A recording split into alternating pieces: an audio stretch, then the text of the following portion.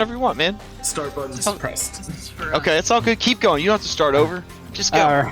Yeah. So, anyways, we took him out, but not before he broke open a large container, a vat of some alchemical liquid, which effectively creates napalm that blows up the area.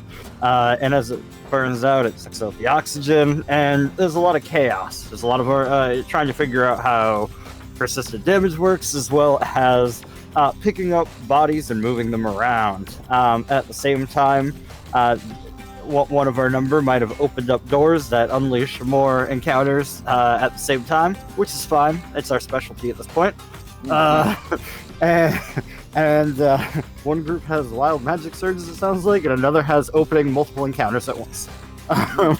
And we handle it, although for a while there it seems like Grom's a little out of it, suffering. We work as a team to heal and snap him out of it.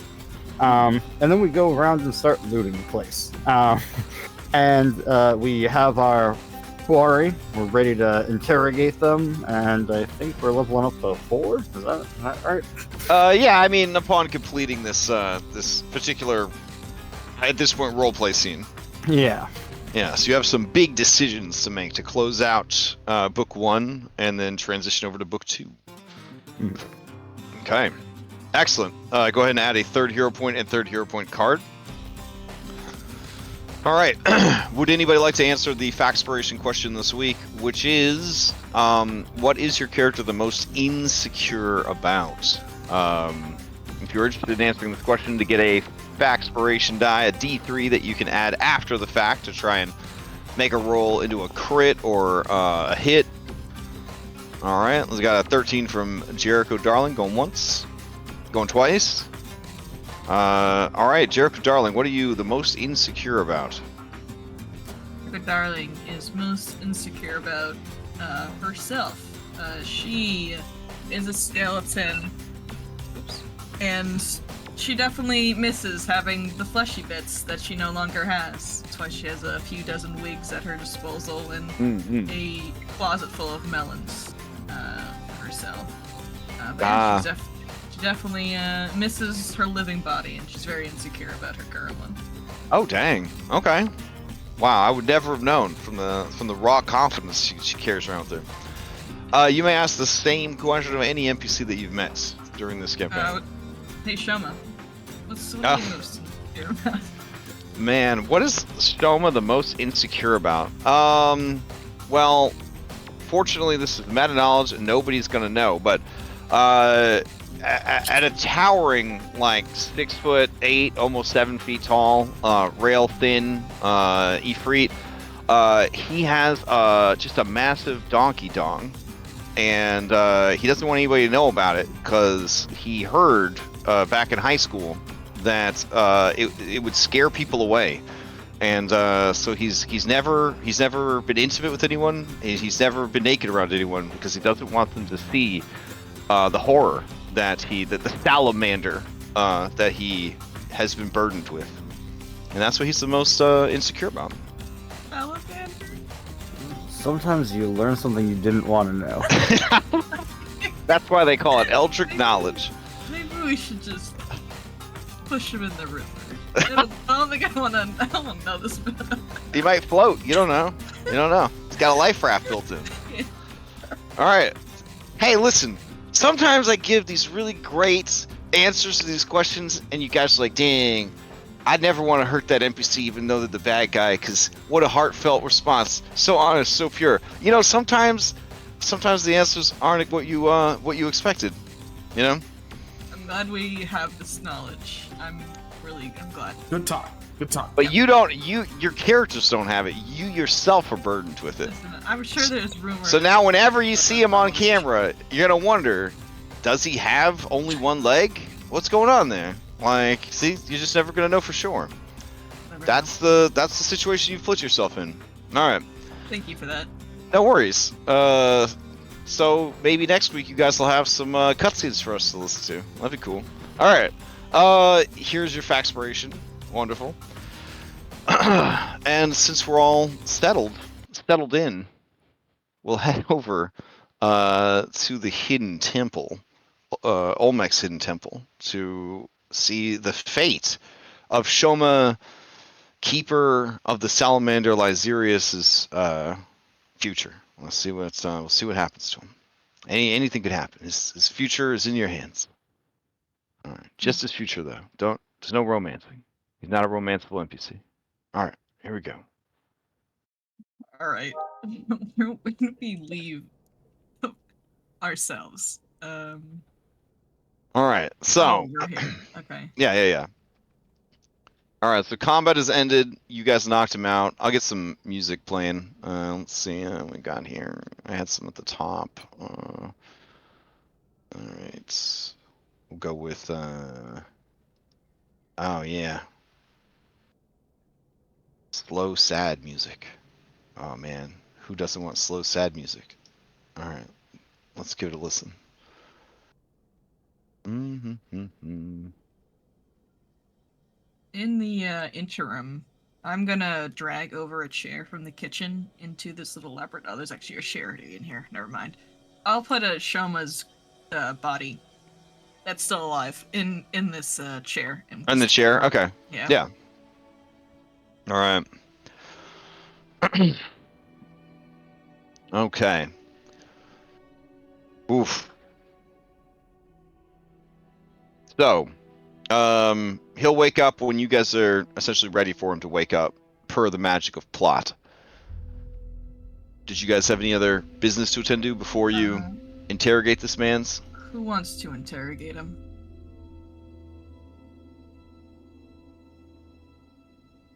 I'll give it a go. Okay.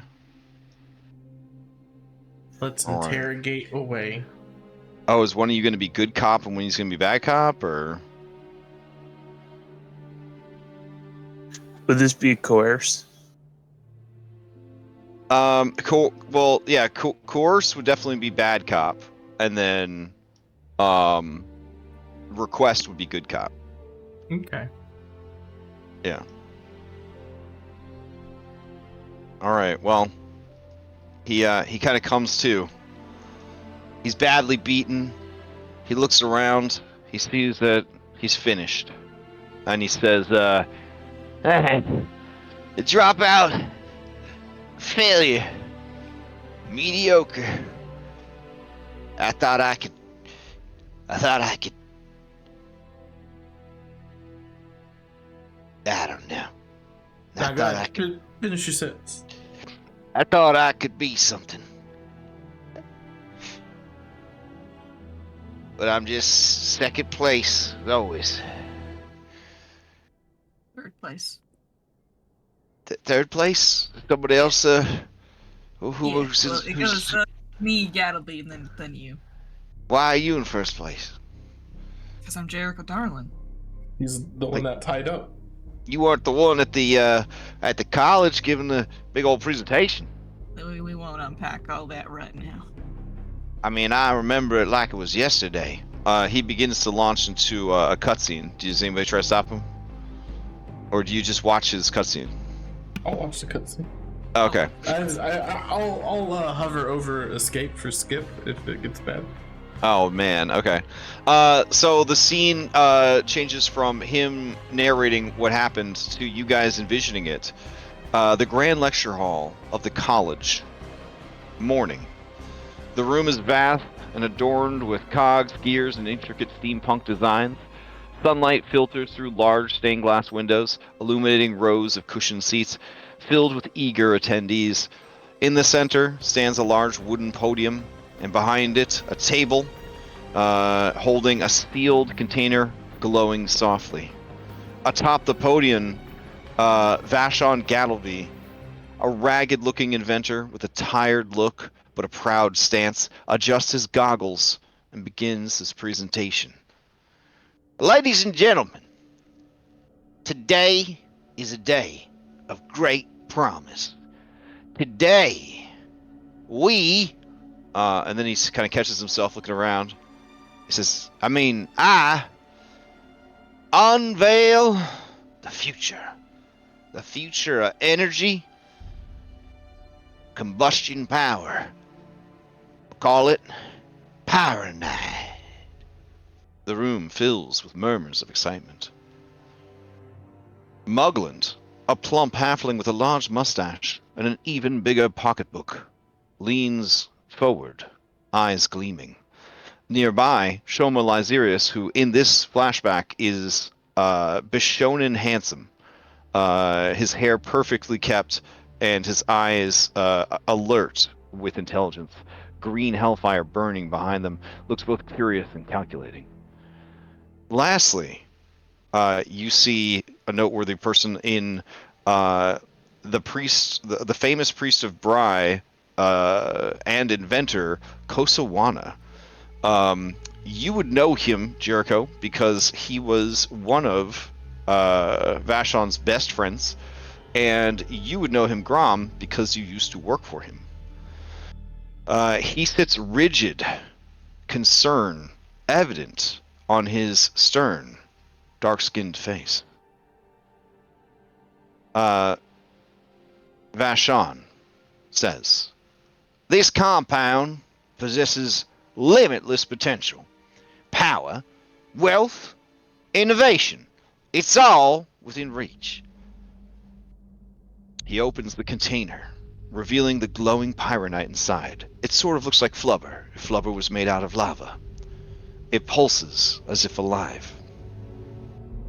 Muglin, whispering to his neighbors, "Oh, imagine the profits! We could revolutionize industries!"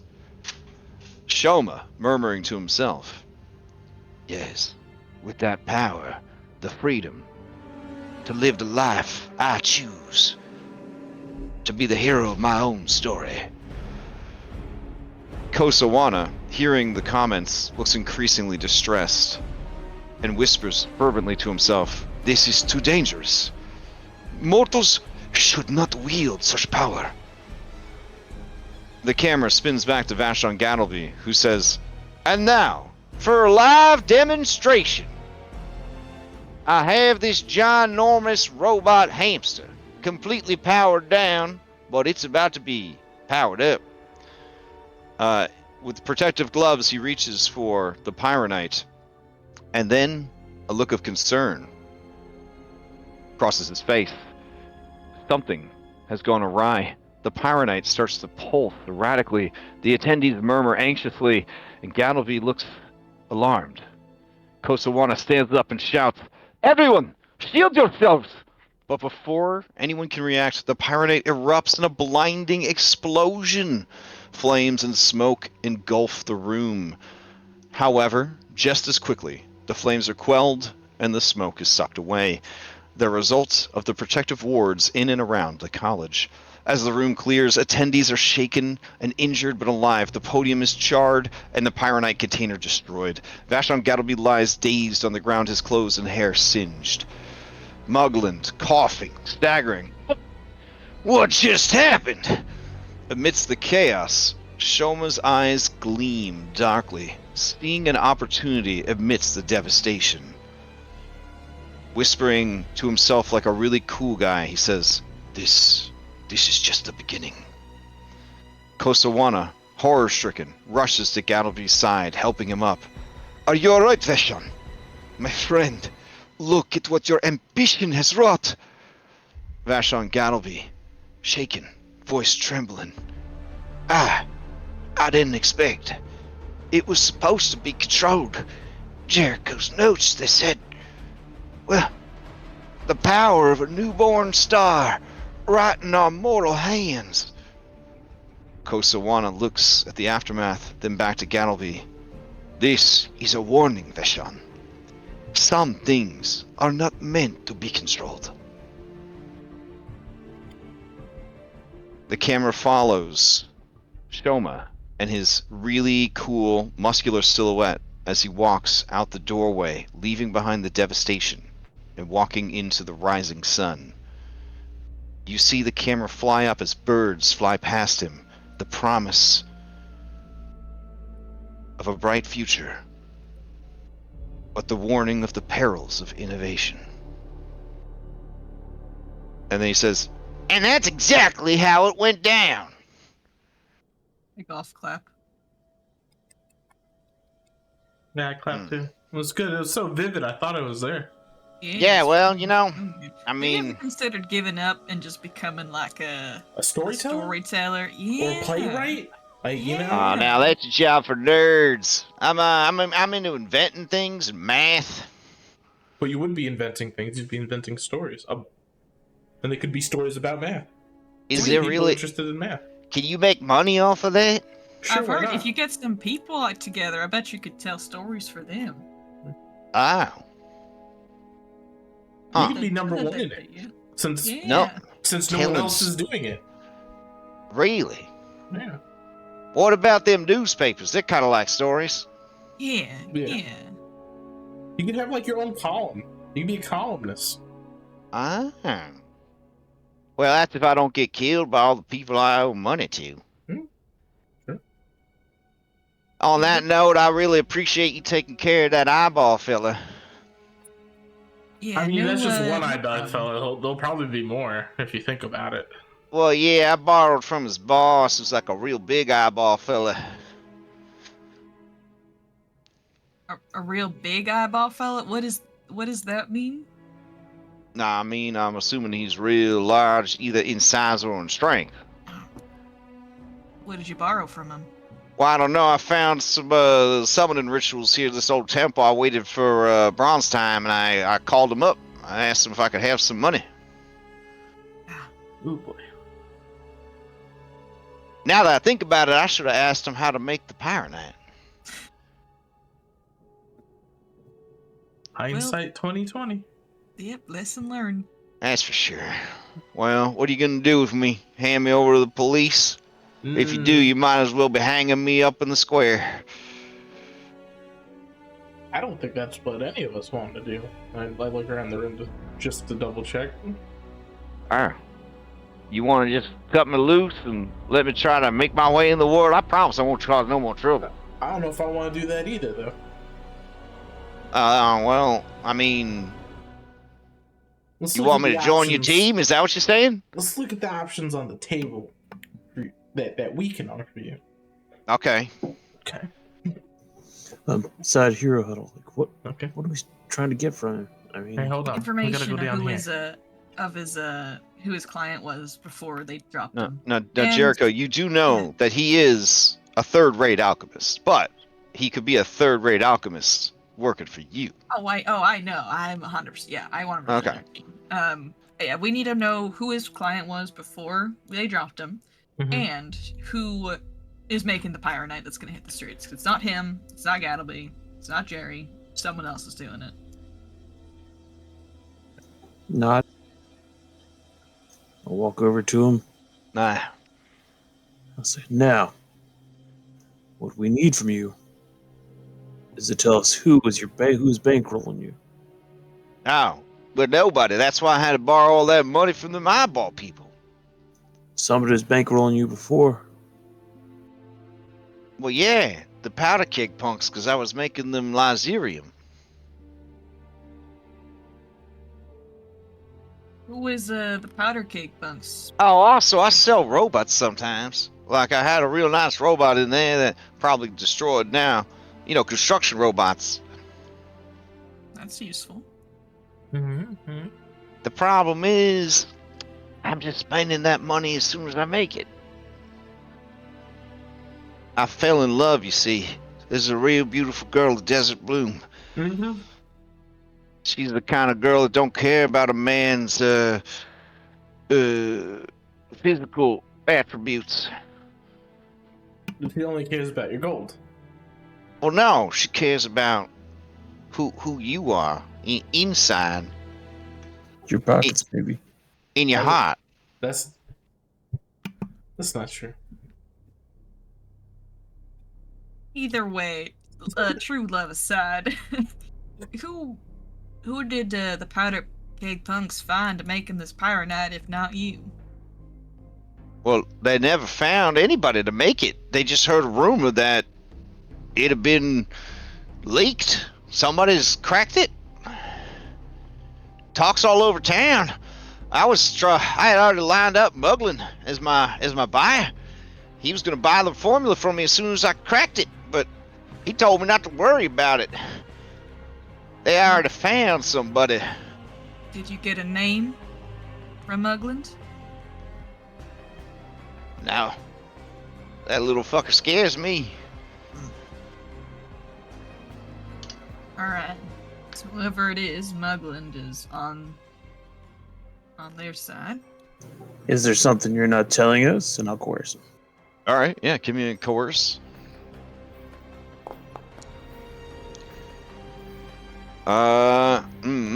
He tightens his jaw and he says, "I ain't holding nothing back on you. I got nothing to benefit from anyways. My road ends here, one way or the other." Oh no, it don't have to. We're putting together a team. Speaking of which, you seen little fatty? Oh, I think he left you. I think he abandoned you. Nah, he's probably just hiding in the oven. Is it safe there? Want me to get him? As long as you don't turn it on. I think we told him to go to the bedroom. No. Hey, how'd that sleep gas work? Pretty good? I was trying to get a patent on it. I could use some work. Damn. Yeah. Wasn't super great. You got Eyeball Guy pretty good though. It's Yeah, kinda It's probably funny. on account of him being just a giant mucus membrane, though. Yeah, he definitely fell asleep when we all just kind of crowded around him and shot him. Wow, he didn't even wake up. I was No. under the impression that no matter how sleepy you was, getting shot was going to wake you up. So I mean, must have worked pretty good then. Yeah, it's just crazy. Lysleepium. No. I sleep. No, that's great. No, keep workshopping it, but that's a great start. Dozerium. Well, You'll be dozing so hard even a gun won't wake you up. Mm. Or just good call it lie down gas. Lie down gas. You can go into there's a lot of people who could go use a good night's rest who just can't get it. You could, Where have you fellas been? I've been just scrambling to make ends meet. All I needed was some clever sons of bitches like you guys come along. I got the ideas, but you got the way to monetize them. See, what I'm hearing is a partnership. Yeah. Yeah, sure. Yeah. All right. So you want me? I think maybe this hideout's probably compromised now, because them eyeball folk, when you kill them, they just go back home. They're gonna tell everybody what's going on. I mean, yeah, just we can bring you back to our base. So Oh, you got a base now, Jericho? Of course, we got a base. I mean, Is it just that same shithole apartment you was living in before? It wasn't a shithole apartment, asshole. It was a fine way of living. But it's different.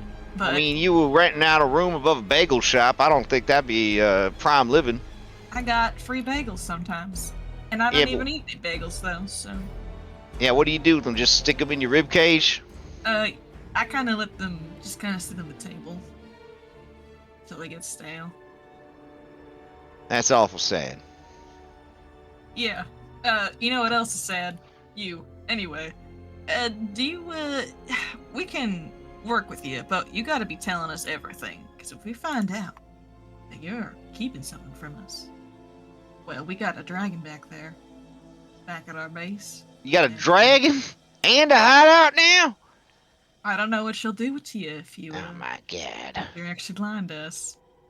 I ain't lying. I told you everything I know. Alright, can we hear a huddle? But I'll help you find out more stuff once I'm on the team. Yeah, one second. Alright, gang. Do we think we got everything out of him? I mean, he didn't really tell us much besides smuggling. He's working with someone, but... Well, wasn't he the one who hired the Powderkeg punks? I think the Powderkeg punks hired him. No, I think Rom's got the right of it. Oh, Grom was right? Okay. Well, it was kind of like he hired them with the premise that if they did the work, they would get Pyronite. It was like a deal. Well, it was kind of like paying very violent street artists with exposure. Ah, Yeah. I see. Okay. All right. Good to know. So odds are, if they had gotten word that someone else invented Pyronite first, they probably would have come down pretty hard on Shoma. All right. Well, we can take him back to the base, but we might have to deal with some eyeball people. So, how much? Oh, I mean, we might be able to pay him off. Did we figure out who hired him? Who was behind? Who told him to hire the Powderkeg punk? It was just kind of him. I guess he went through a whole villain era for a Oh, little bit there. he already said Muglin was originally. Muglin was gonna Anglo, buy it from him. He had it's set up to buy from him, but it fell through because Muglin found someone else. Yeah, he had Muglin lined up as a buyer, but to reiterate, this man was acting completely on his own to try to pay off his tremendous debts. He was pretty much just trying anything and everything. And that included trying to mobilize one of the most violent and unpredictable street gangs in the city to help him get the supplies and ingredients he needed to develop Pyron on his own. And when that wasn't working, he had them try and kidnap Vashon so he could force Vashon to help him recreate the Pyronite. Yep. Gotcha. Okay. Yeah, so we still have that monkey goblin that works for the Powderkeg punks, or is part of the Powderkeg punks, but we could He's kind of the boss of the Powderkeg punks. the boss of the Powderkeg punks. We could still try to track him down if we wanted to. We know where the base is. Well, it sounds like that'd be a kind of a dead. We don't gotta go after him. Yeah, it was It's gonna come to an end. That's what It's mostly Muglin that we need to talk to, figure out who's doing it. He has Pyronite already. Though they might know where the Pyronite's supposed to be coming from. He said that they said it's a rumor. But he is able to confirm that rumor, but he doesn't have a name. Sounds like All we're right. just investigating around town. Yeah. From across the room, Shoma blurts out, "It's probably Kosawana. If there's anybody brilliant enough to figure it out, it's him. And he was real messed up over what he saw at that demonstration that day." I thought you said in your flashback, Kosawana said that stuff was dangerous. Well, I don't know. I'm worried that you don't think that I provide enough information, so I thought I'd make a suggestion. Your suggestion is noted. Thank you. I mean, can't we just we got him, we bring him back to the base? Don't we have a boss we can just drop him off on? We could give him to the government. You work for the government. I don't know. I'm worried that the government just takes him. He's gonna just, get Oh, you executed. could always work on simple alchemic formulas for us in our downtime while we're doing other things. Yeah, that's what I mean. We should just bring him in as an alchemist and as a, I think we should turn him over. He's gonna be trouble. He's got people searching him. He's got demons looking for him. So if we have him at our hideout, we've already got people looking for us at our hideout. We don't need demons and who else? That does knows? hurt one's job interview process when you admit that there's probably more eyeball demons out Yeah. there. Well, that's why I say we drop him off with Phoebe, and then Phoebe, if the government decides to take all the unstable alchemists and put them on a team together, that they go off and do side quests on their own, then they can. Yeah, side quests of making us potions. Yeah. We could have him set up shop in Gattleby's old place. In the brewery or in Gatsby's house? The brewery. Good. It's not very safe from eyeball people, but the eyeball people wouldn't be after us at least.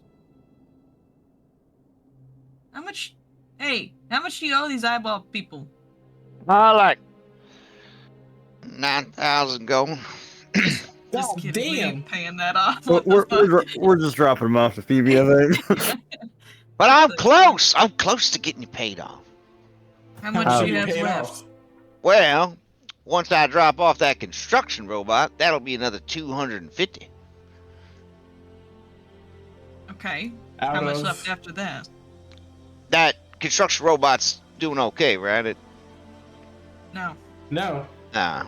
His head droops. He says, well then, I guess I could sell my clothes. We've already taken those. Oh. Yeah. How much out of 9,000? Well, every time I get close, I go to celebrate, you know? And then, well, you know, the Desert Bloom, she needs, you know, she's saving up to move the rest of her family from the manor waste to the city, you know? Mhm. So what And, I'm hearing is you need to rob the cactus girl. What? No. She's the sweetest thing in the whole world. She's trying to bring all the people back to the city, teach them about, you know, civilization and whatnot. You've been visiting her too much. He has the same kind of glazed over look on his eyes as your friend Woodchuck. If we gave you a place to work on these construction robots, would you be able to have them fixed up soonish so you can drop them off, get your money, get yourself paid off from these eyeball people? I mean, sure, yeah. I don't think he can do it. That was not confident. I have no confidence. Look at that glazed over look. You obsessed.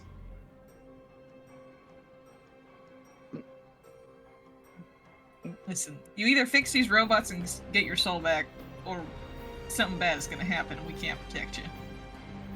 And you'll never get to see the Desert Bloom again. All right, he needs a coerce or a request.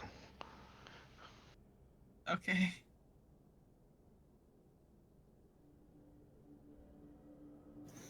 Well, so I did it once. I don't think I could do it again. Can I? I don't think so. Need a cohort. Oh, or... in fact, towards you, he became unfriendly. Yeah.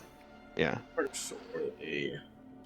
I'll use my 1d3 on this too. Oh, okay. If I need to. Ooh, Oh, that wow. was close. All I right. saw that thing head towards the 2. Oh man. Okay. He says, yeah. Nah, you're right. I gotta get it together. For me and for little Fatty. Yeah, you have a son to worry about. Yeah, I guess so. I don't think that's technically how homunculus works, but alright. I promise. No more Desert Bloom. I'll work on paying off my debts. You got a safe place for me? Otherwise, I'm as good as dead. Alright. We should just take him back to the base, I guess, if he's gonna promise to not be... He's totally degenerate. He will not do anything good for us. I think it should be, if we're taking them in, right? It shouldn't be our place, because we need to lay low. He needs his own place to lay low. And I think it should be probably, you know, I think the warehouse, the battle was a good idea. Oh, alright. Yeah, let's drop him off at the warehouse, and, you know, if we come back and he's dead, he's dead. Not a big deal. We'll have Well, to, now we got the problem if we But- talk to him. but we'll have to loop in our patron, so he's watched as well, and just let him have free reign. Somebody's got to keep an eye on him. Okay, I'm gonna give you guys a poll so we can kind of wrap this up. So here's what I'm hearing: rob him and set him loose. Turn over to the government. Turn over to the cops. Take home to base. And the government is Phoebe, right? Yes. Basically.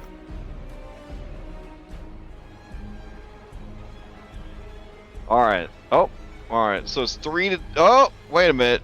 Now it's 3-3. Yeah. Okay. Did everybody vote? It looks like they did. Oh man, Conti, you gotta drop one of your votes. I do. I can't have both. Okay. Well, since you're the tiebreaker, yeah. All right, hold on. Let me Oh. unclick. How do I unclick Okay. these things? I want to This is unclick. this is so nerve wracking. All right. I want to unclick. Hold on. Let's see. I'm gonna have to put my chin to my fist to really think. Okay.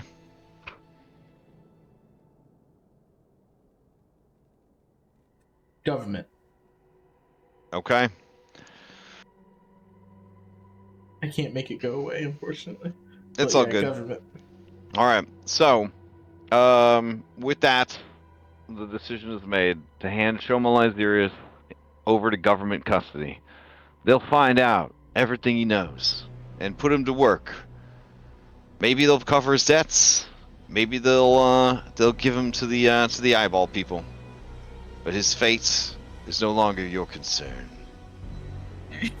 There he goes. Goodbye, Shoma. All right, I'll take you guys back to the dashboard. He's going to that ranch up north where we sent Vashon. Oh, listen, they're developed their alchemist suicide squad. They'll be fine. Let's For the best. see.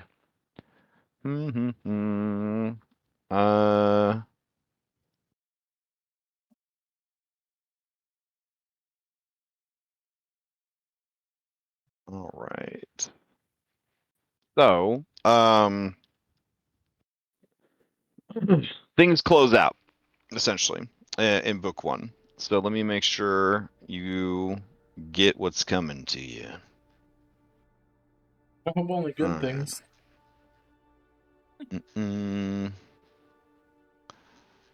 Oh man, there's a lot of stuff here at the end of the book. We gotta scroll back up. Oh my goodness. I don't want to call it filler, but boy, there's a lot of stuff here is padded at the end of the book. All right. Okay, concluding the adventure. All right. Handing him over to Dunsmith. She says, well, all right. If you think that's what's best, we'll keep a good eye on him. We'll have Vashon talk to him. See if he can dig out any more gold nuggets of information. In the meantime, you did some good work out there. You put my fears to rest in regards to the Powderkeg punks, but you got my fears all stirred up now that I find out there's Pyronite hitting the streets. I'm gonna be tapping every agent I know to get some leads. But you deserve a rest. Take some time, because I'm gonna need your help. I have no doubt about it. And she puts a fat stack of coins on the table and pays each of you 70 gold. Oh shit. I'm rich. That's like a lot. Yeah. Well, Shoma owes 9,000, so. Well, that's not our problem. I've been told that a gold piece is like $200, which sounds kind of nuts. But then they showed me the math for it, and I was like, oh, I guess it makes sense, but it's still kind of nuts. So you guys got paid a lot of government money just now. 70 gold, you said? Gotta love misappropriation of government funds. I think we're doing a service. This is, just. All right, so Muglin, Power Knight, on the loose. I'm gonna figure this out. God fucking damn it. Take some time. I'll be back as soon as I find something out. Once again, great work. And Thank so you, she sweetie. she heads out. So you guys have a few days while she kind of has other agents sort of do the the legwork here, giving you guys a chance to rest and level up and do a little crafting. So this is when you would officially level to 4. You could do your respec if you wanted to, because you're transitioning from book 1 to book 2, and then you also have 7 wibbly wobbly timey wimey days that you can use for whatever you need. So we're leveling up to. You'd be 4. You'd be 4 right now. So I know we talked about being 4 last week. I'm just saying if you weren't 4 already, you'd be 4 now. Level up to So 4, and then 7 business days to do stuff. Yeah. 7 days that you could do downtime stuff like working or crafting or leisure or whatever you wanted to do with that time. I would like to just check something real quick. Mm-hmm. The next morning, I buy just a bunch of hummus, Okay. and I just put it all over my bones. Mm-hmm. Mm-hmm. I ask my friend Graham, as I'm covered in this hummus, Mm-hmm. can I have one of them life elixirs for the living people? Sure. I'll use quick alchemy to make one. Okay. Thank you. And I will attempt to pour the positive healing onto my bones. Mm-hmm. Where the positive healing touches the hummus, it sprouts, and you look like a chia pet. But you gain the benefits of the healing.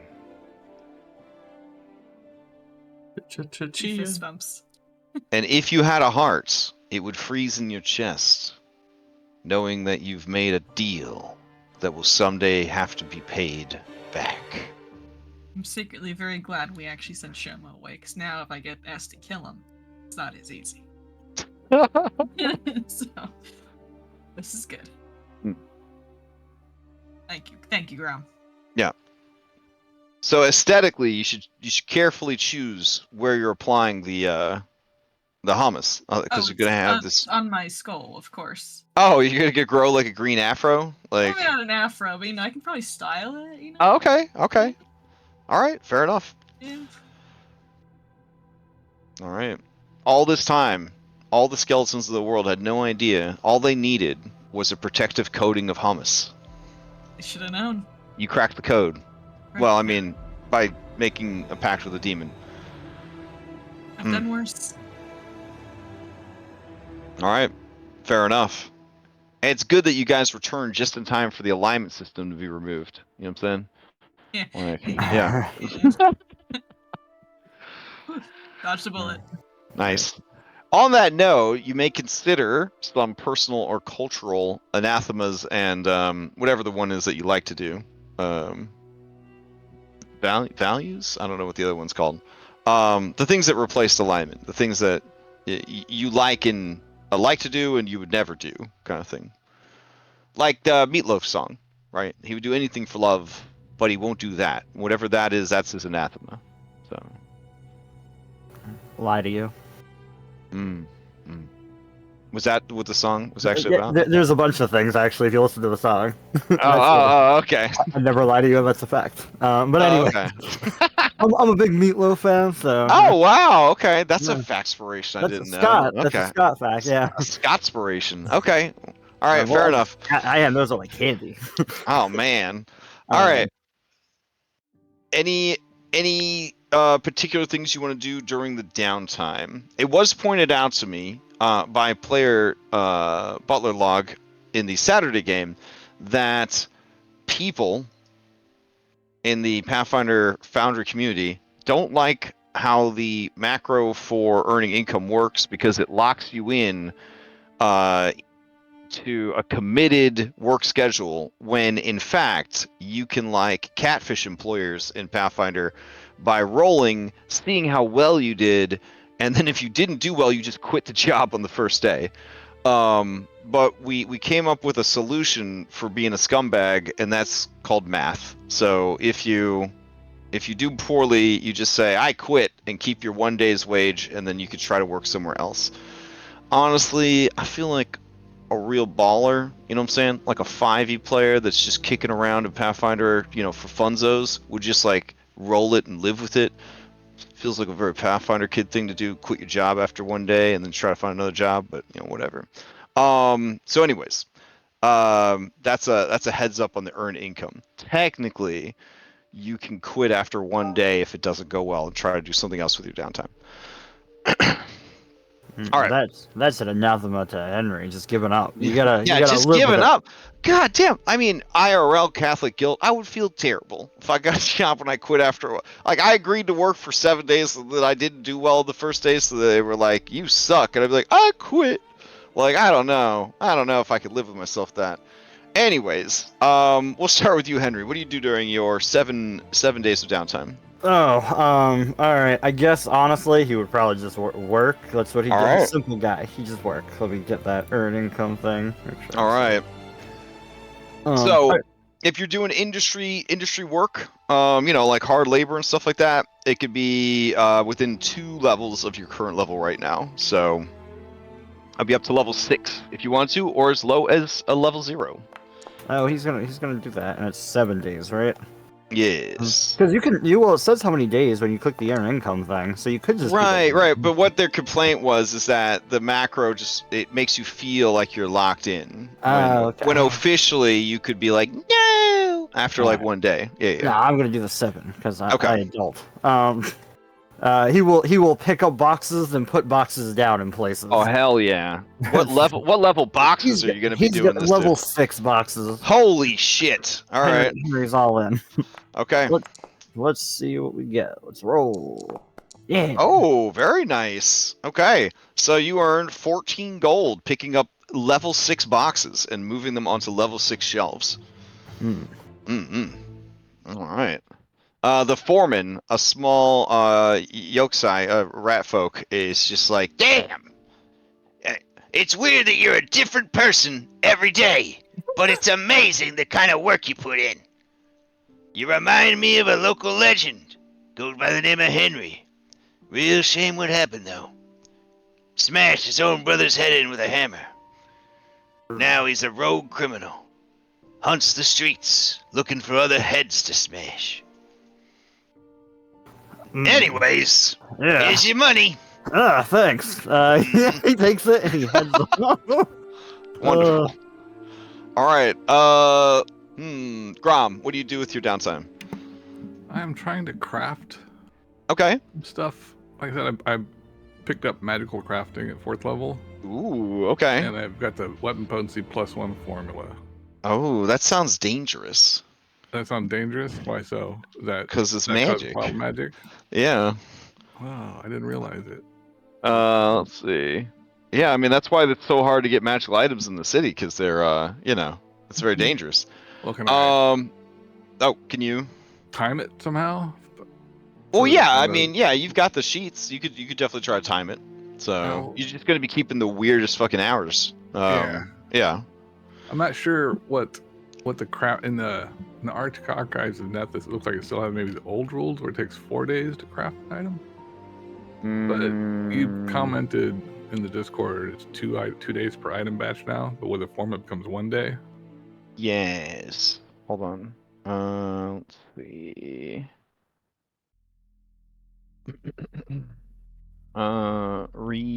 Remaster changes. Import entry. All right. Show players. All players are owner. Hold on. All right. You guys able to see this thing? Yes. All right. Let's see. Crafting. Where the hell is it? Change the feats. Change the equipment. Rules and language. I saw it somewhere. Hold on.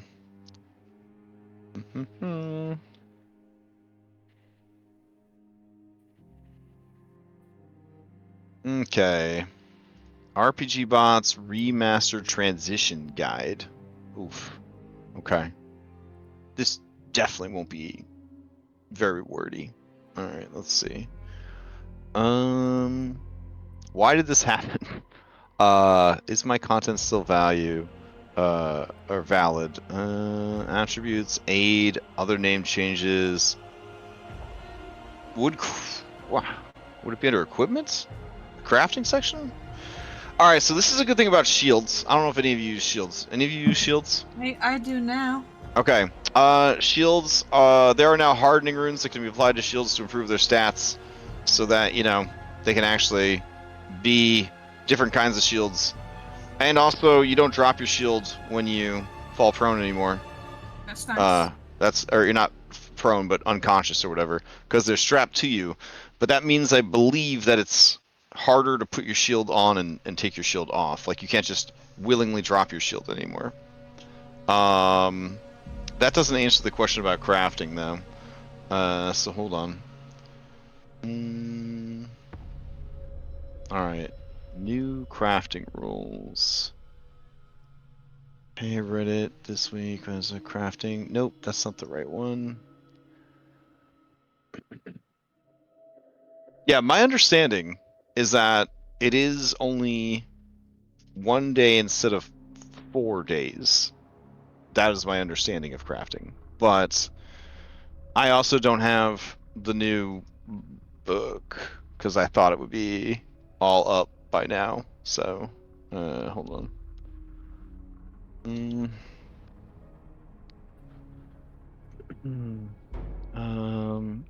Crafting.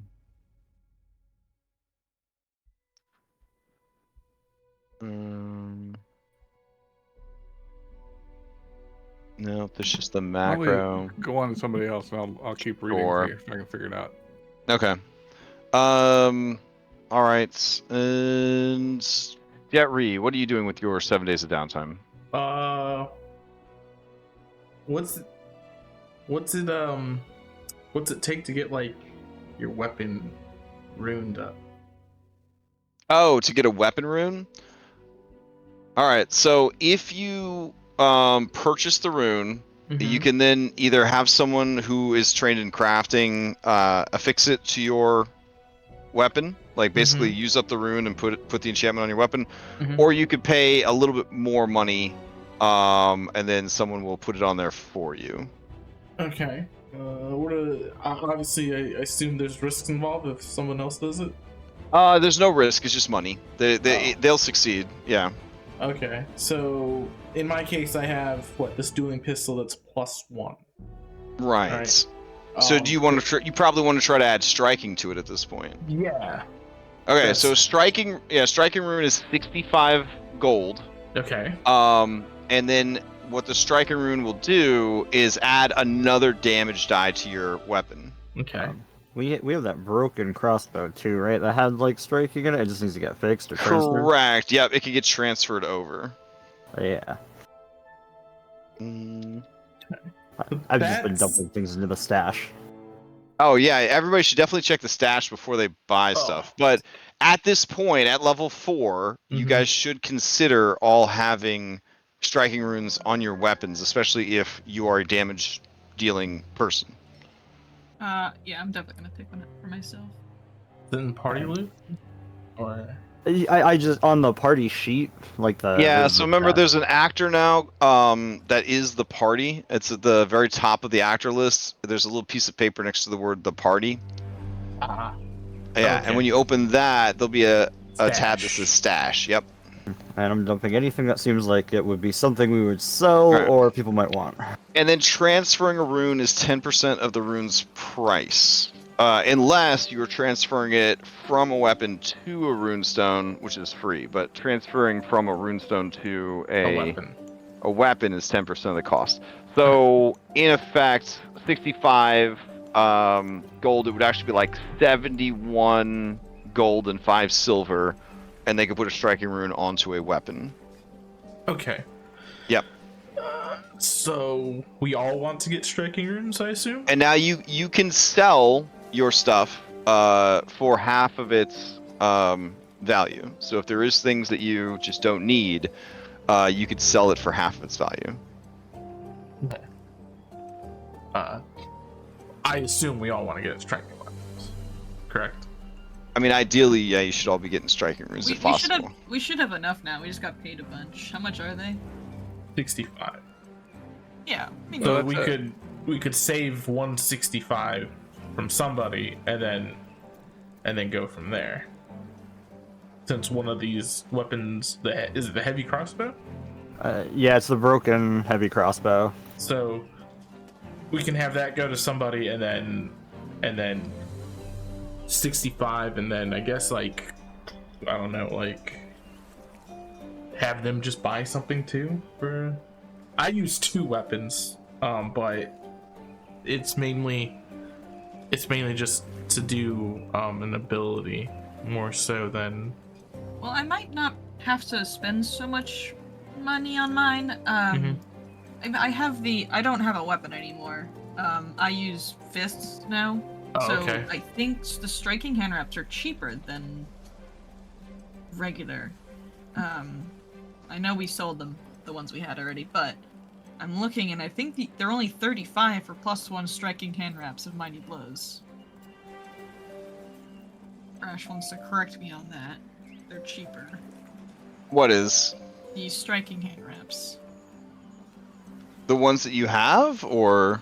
Those are gone now, but because we took the runes off of them. But I believe I guess I'm confused why they're so much cheaper for +1 striking hand wraps. Oh, because I misspoke and they were only +1. They weren't striking. Which I corrected, I believe. Okay. Shortly, like the session after that, I corrected that. Striking hand wraps then. That's incredibly confusing, Pathfinder. Yeah, that was part of why I got confused. But yeah, they were only +1. Because striking rune is the lowest level striking rune is level 4. Gotcha. Okay. Yeah. Those are a precision rune is what that is, and that's much cheaper. The precision rune is the one that gives you a +1. Sounds good. I assume striking meant striking. That's on me. No. That was just. It was. I was very confused by it as well. So I'm gonna drop 65 gold to get this. Okay. And then somebody from the group will be able to put this on my weapon, hopefully. Well, And then if we buy the striking formula, Rom can use it, and then he can create those for half the price. how much is Well, half the price plus time, though, right? Half the plus was time, but it looks like it takes, since I don't have the formula, it takes 1 day. Right. Crafting check. Right. But at the end of the day, the game is still gonna tax you the money. Is what happens. Like, the only thing that crafting is helping you avoid is not being able to find something for sale. Like, that really hasn't changed.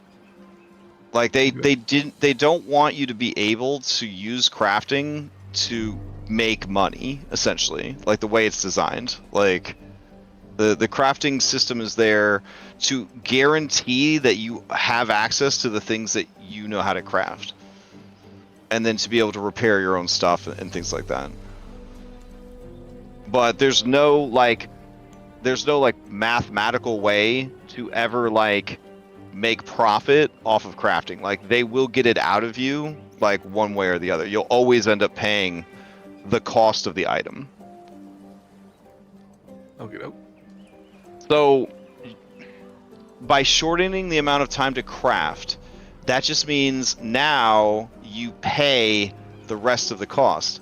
You would still then be able to work at crafting it, and all you're doing then is working at crafting instead of working a job for the money. Does that make sense? It just seems like if I get it that much cheaper, it would be better than actually working. But now, I'm trying to explain to you that these Pathfinder kids, that want to make sure that you have there's 0 chance that you could make a single copper piece off of crafting. Like, you finish crafting it faster, but then you still have to pay the difference between the cost. You'll never get an item cheaper by crafting it than just buying it from the store. All right. Okay. Well, go ahead and buy the stuff, and I think then I can at least put it on this weapon form by crafting. Yes, that is something that the crafting skill can do that would save you money. Yes. Okay. Then I will spend 65 gold to get Okay. a striking ring, and then the rest of the time I will work. I will earn money, income, and that's you said on macro. Yeah.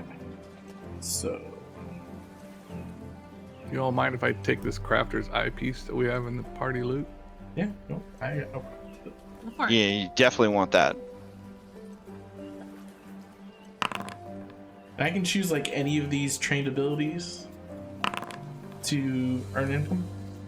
I mean, as long as you can kind of, BS it. So, like, what ability would you, for flavor? Like, what flavor? what would you want to use? Yeah.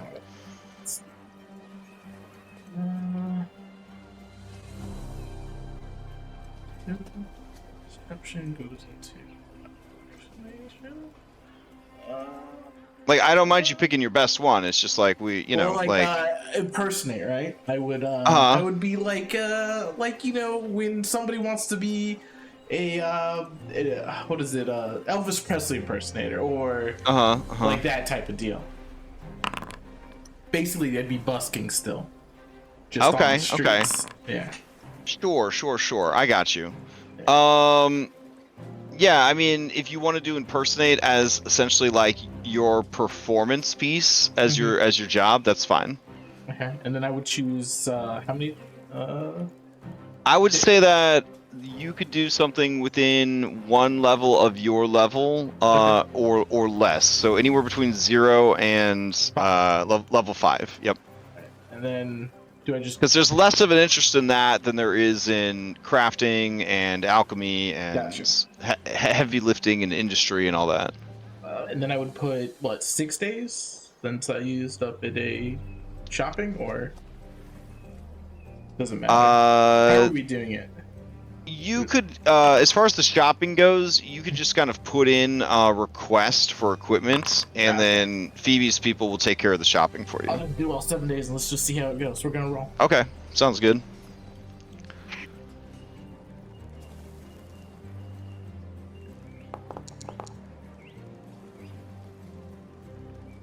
What's up? No, I can't see this party loot thing to see what's in there. You can't see the party stash? Alright, so go to the actors tab. It's the fourth one over. See where it says the party at the very top?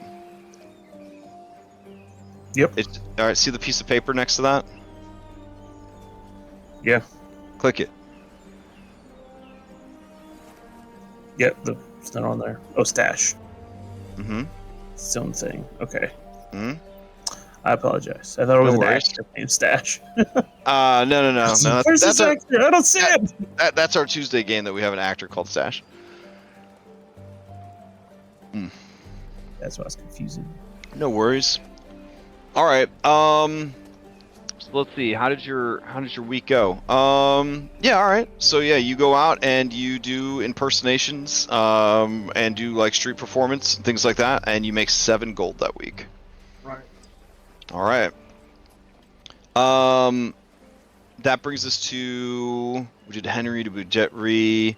Grom is still deciding what to do. So yeah, Grom, from what I'm reading, the time to finish was shortened, but the cost remains the same. Yeah. The amount that you can craft at once in a batch is still 4, but now you can craft them faster, which is great. But again, it's still limited by your available funds. And then, as far as the magical crafting goes, because you can finish it so much faster, I would say that as long as we could allot 8 surge time hours in a week, that would count as the day that you would have had to put specifically for that crafting, because you definitely don't want to be making stuff outside of bronze time. So you wouldn't want to make anything outside of bronze time. So let me describe this to you. I have the anti-venom potion.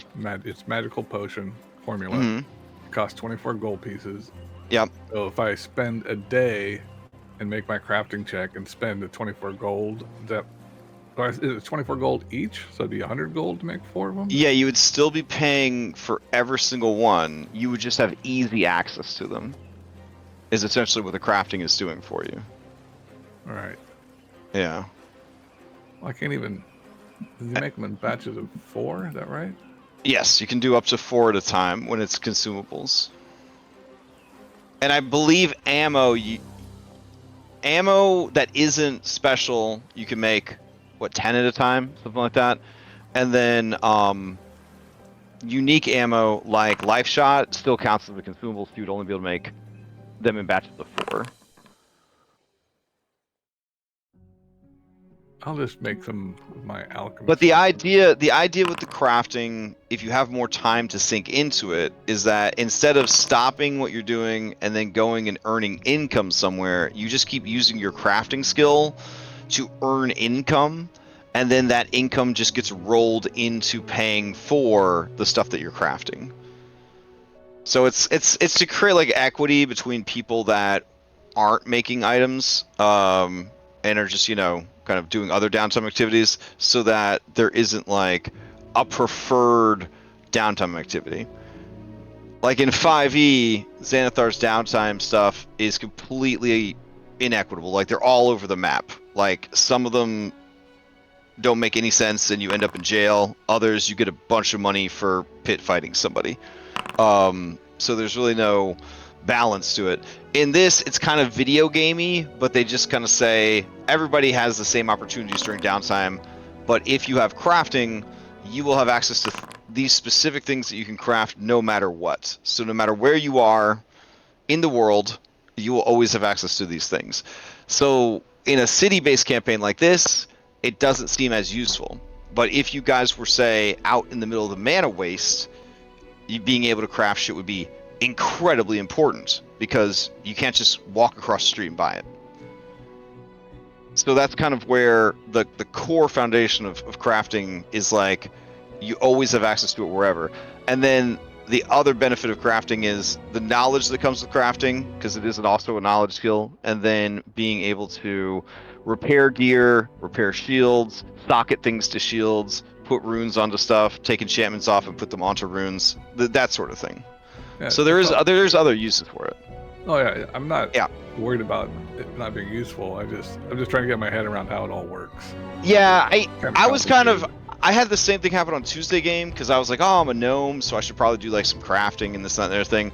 And then it was a lot of like, well, I could just buy all this stuff at the store, and the DM's like, well, yeah, and it's just like, well, what's the point of crafting it? And he's like, well, it's, you know, he said all the things that I said to you, and I was just like, oh, but like, I want to like make money.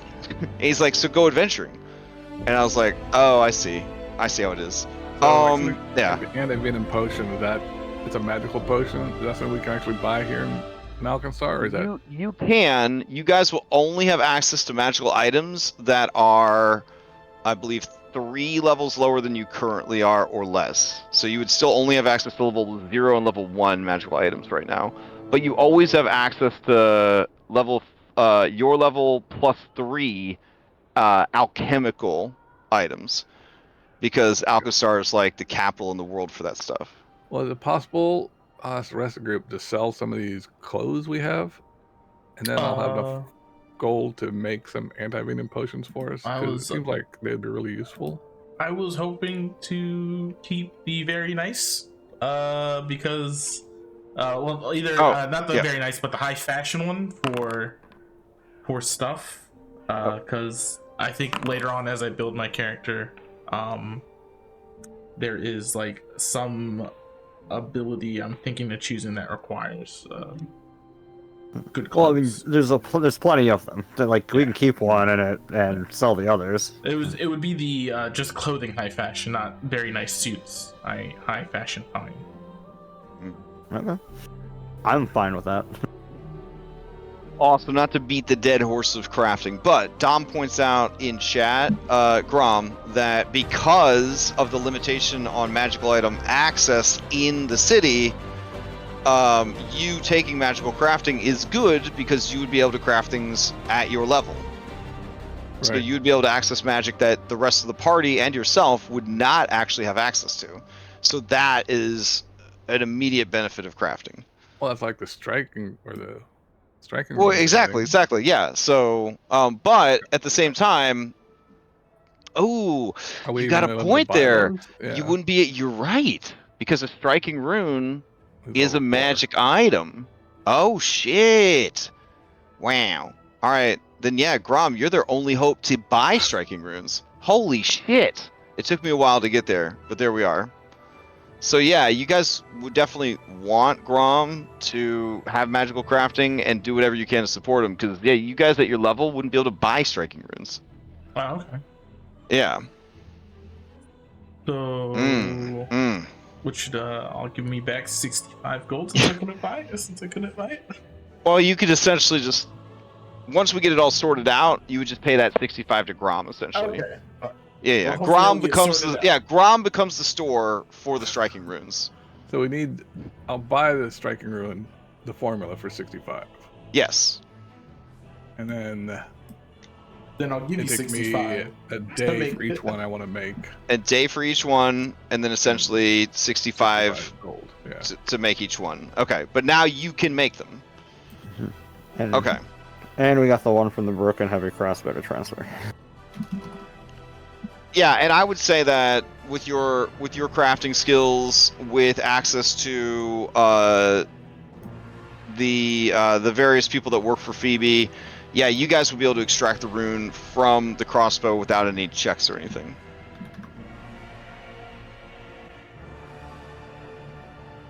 All right, so I got the formula. What's my crafting DC for that? Crafting You're only giving DC me to 8 hours. make it. You're also only Let's giving us see. 8 hours to make it, Yeah. Let's so see. where it's not going to cause wild magic. You can make 4 out of 4 of them in 8 hours, right? That's what you said. Nah. Aren't they consumables? Or does that not count as a consumable? Oh, probably not a consumable. It's probably just a Oh, you're right. If it doesn't have the tag, then I guess it doesn't count as a consumable. Okay. My bad. That's my mistake. Yeah, when I make one, Alright. quantity's only 1. Everything else is like 4. Alright, crafting. The item is your level or lower. An item that doesn't list as level 0. You have the formula, which you do. You have the appropriate set of tools, which I'm assuming you do. You have access to a workshop. You supply raw materials worth half the cost. And then, of course, after you're done crafting it, you either pay the remaining portion or you work it off, which we've already established all that. Then you roll a check on a critical success. It is successful, and each additional day spent crafting reduce the materials needed to complete the item by the amount based on your level +1, which is to say you are earning that money faster. It's the same as like getting a critical success when you were working a job, basically. And then success, your attempt is successful, blah, blah, blah. So, the DC of a level 4 item is 19. So it sounded like the only way you could quote unquote make money is if you had acquired the items or had acquired the resources via questing or whatever. Right. Exactly. So remember that And then when remember lose that out goo? when you sell it, try to sell it back, you would lose Yeah. out on the profit Remember there. that goo? Remember that goo that you found, the Play-Doh goo? Yep. Yeah, that counted as like raw materials for crafting anything. I believe alchemical. Raw The potential. so it was essentially like 4th edition residuum. So yeah, you have a DC 19 for this crafting check. All right. So how many of these am I making? Who all wants one? Henry would definitely want one. I would like Okay. one, but like do me last kind of deal because I don't need one as pressing as other people do. Now there is the issue here of a critical failure will ruin 10% of the raw materials, aka you would lose 6 gold, 5 silver on a critical fail. The only thing you lose on a failure is the time. So you would just have to start over. Well, I've got +13 to crafting, so Oh yeah, hell yeah. Okay. hopefully. And hero points. All right. So DC 19, let's go. Oh, that's a critical success. Okay. So fantastic. No problem. I'm gonna mark that because we're dealing with wild magic and whatnot, so we'll just say, how about this? Because there's no way to find 8 bronze time hours a day, we'll say on a critical success there's no wild surge. On a success there is a wild surge. You willing to take that risk? Just for magical crafting? We did for once. Yeah, we did the first time here. Yeah, yeah, okay, all right. Who did make that one for? Well, I think Jet Ree was first in line to try to get one of these bad boys. So All right. all right. So we're So negative 65 in the hole too at that point. Unless Okay, somebody correct. has to pay for it. So who wants the second one? Second day here. I'll take it. Okay. Well, that's a failure. So we Ooh. missed. Actually, I'll go ahead and spend a hero point. Hero point to reroll. Okay. Sure. Ooh, there you go. That is 1 away from being a critical success. Yeah, I'm not gonna do it with cost. Okay, so hold on. Let me see. We'll grab a wild surge. Essentially, you're in a pretty solitary area, I'm assuming, to work on this stuff. So hopefully it doesn't bisect a nearby person who's minding their own business. I'm talking about you, High Noon. God damn. All right. Go ahead and give me a D Hundy as you complete the second striking rune. Illegally, I might add. You are making these illegally. You are now a criminal. Rapid spell. For your next cantrip or spell, you reduce the number of actions to cast it by 1. Oh, okay. So you just kind of feel magical force start thrumming through your body. You get the feeling that if you did cast spells and you were to cast one, it would be much stronger, but might also cause you some significant pain. But you kind of meditate and let the energy kind of wash over and through you, and then you are okay. All right, I guess it's 3 days now. Yes. Yeah. Who else wants one of these things? I definitely would like one, if possible. Son of a gun. You Yeah, gonna? I'm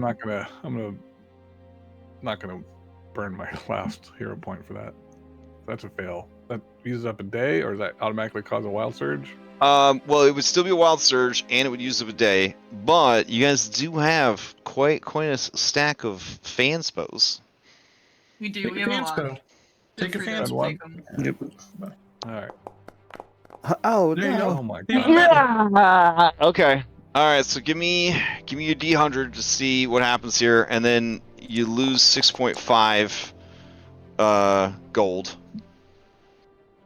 All right. So working in your workshop, you reverse gravity in 100-foot emanation around you, which would definitely call attention to your activities. All right, so how long does this stay in effect?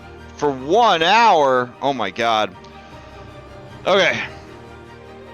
This music's getting a little too intense for this. All right, so essentially, you're in there working on day, 3 you're on? I think it's 4. Day 4. Okay, so you're working on day 4. You're in like, where do you think you're working? Vashon's old place? You're at the Yeastville Brewery. Like, where would you be holed up that you think you could minimize the damage Let's go to the here? old brewery. Seems like there's a lot of room there. All right, so you're at the brewery. You're working hard. Next thing you know, you have reversed gravity in 100-foot emanation. People outside start drifting into the air. Horse and buggies start floating up into the air. It's a fucking ordeal. An hour later, people, animals, carts, they come raining down from the fucking sky. It's a horror show. I'm assuming you abandoned that workstation. Yes. Okay. I don't know I'm not, I don't know how Grom is gonna compartmentalize what happened that day, but it should be a stern reminder that this is why magic is illegal in the city of Alkenstar. Indeed. Yeah. Do it Yeah, it's a again. lot. You killed a lot of people that day. Do it again. You killed a lot of fucking people. Do it Can there be again. like a thing where you only craft half as fast, but you're only doing it within the copper hours? Well, that's what I said. Is like as long as you're only using that time, but that would mean that he would only be able to do this during surge time. I could look at the calendar to see how many hours he has, and then we could try to minimize it. Hold on. I Yeah. just thought, I don't know if it's a No, feasible it's solution. a good thought. Well, it's just in the rules it says it takes a day. Yeah, but generally, like when they say that people are working, they work for 8 hours. So I mean, like, Okay. yeah. And I mean, the Paizo people are in a union. You think they're really, gonna make people work an entire day? You know what I'm saying? Like, Well, they just killed a whole bunch of They people. probably mean you can only work up to 8 hours worth of time in a single day. yeah, and then you're That's like, the you got to rest, or you might make mistakes, like reversing gravity and stuff. So, all right. Let's see. All right, weather report for Alkenstar. This would be the week of the 11th through the 17th. All right. So let me go to Erodus 11 through 17 and see what we got. Okay. There is 1, 2, 3, 4, 5, 6, 7, 8, 9, 10, 11, 12, 13, 14, 15, 16, 17, 18, 19, 20, 21, 22, 23, 24, 25, 26, 27. All right, so there are 27 surge time hours. So divide that by 8, and that would give you 3. Yeah, 3. So you have Almost you have 4. 3 guaranteed time slots where you would not have to worry about wild surge. Oh, wait. Sorry, I reversed it. I was counting the surge times. Let me do the bronze times. Hold on. 1, 2, 3, 4, 5, 6, 7, 8, 9, 10, 11, 12, 13, 14, 15, 16. Okay, so there's 16 bronze times. So that would be 2. You'd have 2 guaranteed days that you wouldn't cause it. So we've already made 2 successfully. Yeah, you made 2 successfully, and there was a crisis, and then now you're gonna try again. Yeah, can we put these onto the 16 hours of bronze? Yeah. again? So after traumatizing yourself and many families with your heinous crimes, you can now try. Okay, so that's a success, and you don't have to roll. All right. I gotta make one more. One more. 8 hours. So I'll give you 65 gold. I'll just mark it off. I Fine. don't need it. Here we go. And that one's a critical success. Beautiful. So there wouldn't have been a surge anyways. Okay. So that's 5 we made? No. Oh, That 4. means I think that puts you at 4. You Yeah. made 4, and we have the one from the crossbow. And you right? have the one from the crossbow, so you have 5 total now. So everybody would have a striking rune in their weapon. I don't really, you can't use them with bombs from what I read, so I could put All it on right. my alchemical crossbow, but never use it at the moment. So let me add up your tally here. All right, so 65 for the recipe, plus, let's see, plus the 6.5 from the terrible incident. So that would be a total of 331 gold and 5 silver to do 4 striking runes, the recipe, and the 1 failure. All right, took 65 off my sheet. My question to Grom is, do you ever tell anyone that it was you that caused the reverse gravity incident that killed so many people that day? I talked to Pepito about it, but that's it for now. Okay. I have to think about it for a while. Oh. God damn. Okay. I marked 65 off for myself already. Okay. I paid off the 65 for the formula and the 6.5 for that failure. Everybody else can pay for their own, I guess. We're still gonna be short 65. Yep. I'm just already- picturing you and Pepito trapped against the ceiling of that room, listening to the people outside screaming in confusion as they're pulled into the sky. Eventually, we wouldn't hear them anymore as they're way up there. Well, there were people, holding on to things for a whole Yeah. hour so that they didn't get, sucked up into the sky. God damn. And some buildings are just on the ceiling. Okay. But Well, let's might see. I- Did they? Well, I have to did- ask the rest of the party. At any point, do you guys suspect Grom of being responsible for the zero gravity incident? No, that's Alkenstar. I imagine that kind of stuff Yeah. happens all the time. Even Henry if he thinks is, the best I of forgive Grom. him. Okay, fair enough. All right. Yeah, it's probably the morning people, anyways. And honestly, Yeah. I other than like the fear of falling and the anxiety you felt, I think it was pretty quick when they died. At least. Oh The yeah, trick is you do in it- Pathfinder, the falling damage is no joke. I mean, The trick is you do it in the middle of the night. That way, at least people float. They're caught in their own houses. Yeah, But that's true. If they fell upward for an hour, would they even be in the gravity well? Would they even come down, or are they in Starfinder now? Oh, it's way Well, worse. once they exit the 100 feet, they'd probably start falling again, right? And get caught. And just Oh yeah, they'd go up and then they'd drop and then they go up. Oh my god, it'd be horrible. What a horrible experience. Oh Or god. I guess they would just hover right on the edge of the 100. So you just Yeah, might you would look just there. you'd just be buoyed for like an hour, 100 get feet above the blown ground. out by the Well, wind. if it's a Then people- bubble, Oh yeah, and then Roast. the wind would come. but Oh, yeah. if it's a bubble, then the Oh, people would wait, most likely wait. be swimming down on the edge. All of the right, 100 all right, feet.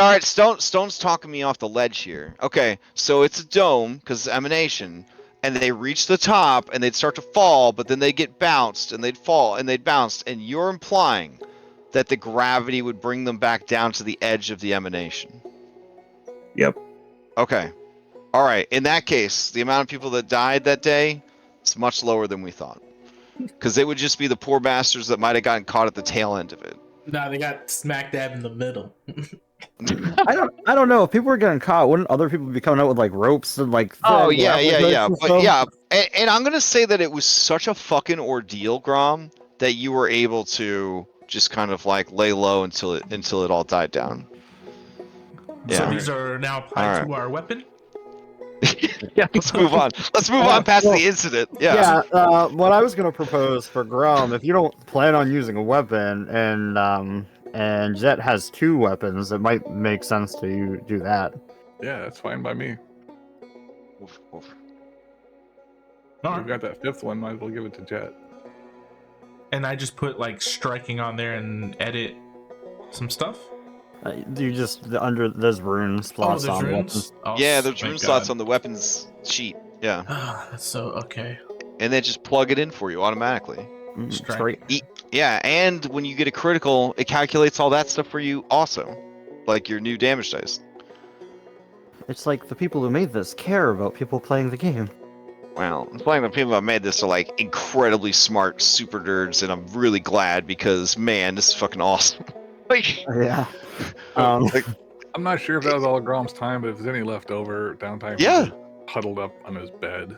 oh, okay. Buddy. So as you are sitting in the dark with Pepito, whispering to him about you didn't know it was an accident, the door opens just enough as it is headbutted by a small dragon. She waddles in, and she hops up on the bed next to you. Even though at one time she tried to kill you, she lay down next to you, and you can Purse. tell that you can tell there's no judgment here. There's no judgment. Oh, bring her into our Pepito's and I little circle of hugs or whatever. Aw, nice. Emotional support, Roxy. There for you. Yes. Okay. She worked for a guy who did a lot of really terrible stuff on purpose, so no judgment. No judgment.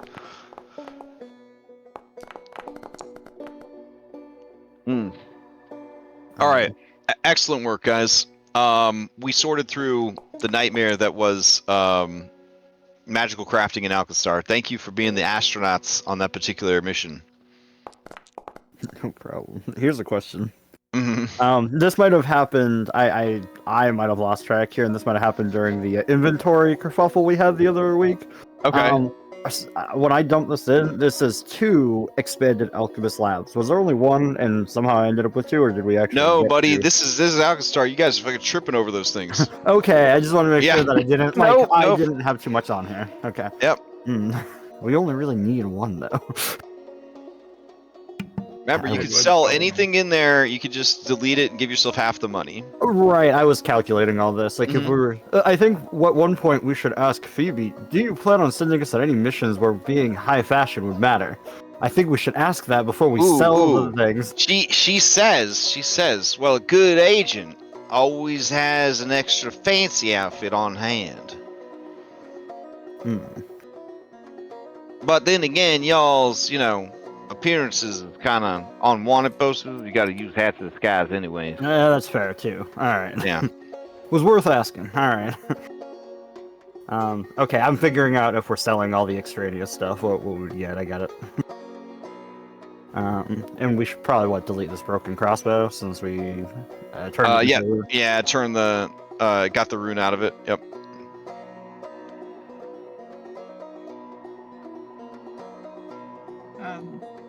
So I have a lot of stuff I have to ask. Sure. All right. I've been going on a whole character arc over here, trying to do this. My first question is, when you have a shield equipped, that does not count as a free hand, or does it count as a free hand? Only if it's a buckler. Fuck. Yep. I mean, shoot. Damn. Buckler gives you free hand. Real shield does not. Okay, sounds good. I just spent the past 30 minutes trying to figure out this coding for an item that wasn't working. I figured it out, and then I went, wait, this only works if the shield counts as a free hand. So I'm like, shoot. So I can get rid of that. That's it. Okay. The black powder gauntlet things, like the knuckle dusters, Mhm. they're the most useless weapon I think in the game. Damn. Crazy. Yeah, it makes me Okay. really sad. I guess can I just put hand wraps of mighty blows? Oh, that was my other question. I Mhm. can't get the hand wraps of mighty blows to apply to my fists, and I'm not really sure how to do that in the foundry sheet. Are you wearing them?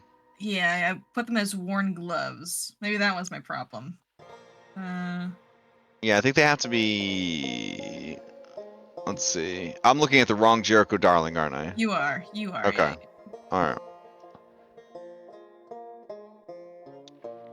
So there's a worn glove section, and I put it on there. but it I don't didn't even see the other seem- Jericho Darling. Are you in here yet or no? Oh, she's in the corner over here. If you want to click on her token.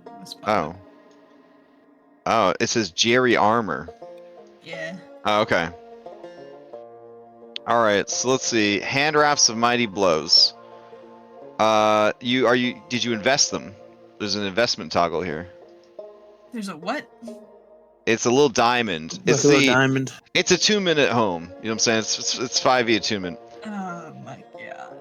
No, I didn't invest You them. can invest, which is to say 5e attune, up to 10 magic items at once in Pathfinder, and if that ain't enough, you could take feats that let you get even more attunement slots. This can't be in the same slot for more than items. Right? Yeah. You can't have 2 cod pieces at once, that kind of thing. So now it should, if I hit my fist, it will. Let's see. Work, maybe. Well, we'll ignore that for right now. Not the strongest attack out the gate, but Yes. Did it work? 4, 3.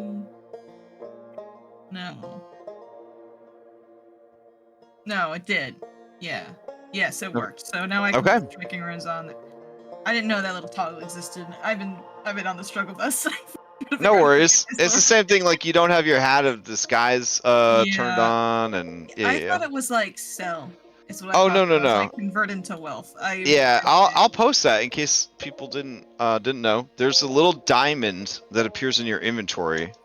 That is the attunement button. So if you click that and it lights up blue, that means you are attuned or invested in that item, and that will actually make it apply its effects to your character. Is there a Awesome.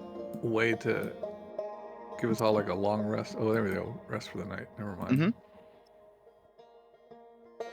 All right. I think that was all my questions and stuff I need to do. I completely respec though. Okay. So I decided to just spend the gold from my arquebus. I just moved the potency rune over. If that's okay. I figured Okay. I'd do it quietly. To my striking ramp things. So now my fist is just my arquebus now. Okay, gotcha. Not as cool. I gotcha. Yeah. So what sort are you? You're still an inventor. What sort of inventor are you? I'm an armor inventor now. So I am a big, tanky bulwark that punches people. My new archetype is a martial artist dedication, which lets me punch people harder. And I also have a special stance that is unique to Alkenstar, called the Powder Punch stance, which lets me add +1 fire damage to all my first strikes on a turn. And if I critically succeed a shove attempt, I can instead push them like 20 feet away because I explode them. Yeah. So that's what I do now. I grapple people, I shove people, I trip people. I got a free hand. I am crowd control. Got it. Oh, I also am a crafter now. I need to do crafting. Let me do that. I think I can do that quietly. I think I can figure that out. Okay. You doing alchemical crafting? I have 2 kinds of crafting now. I have gadget crafting, and then I have alchemical crafting. All right. But neither of them has magic tag. No. Okay, then we should be safe. All right. Cool. That's a good All right. question. Consumable gadget. Nope, it's not. No magic tag. All right. Sweet. Okay. So that's what you're working on, and then Henry, Grom, Jetri. Okay. So Kelly, what are you doing Yes. with your downtime? Brushing up on my investigative skills. Okay. That So is my. So you're gonna be doing some work. Yes. Okay. This city of intrigue, this city of lies. You could work up to level 6 investigation if you'd like, or as low as level 0 if you want to take it easy.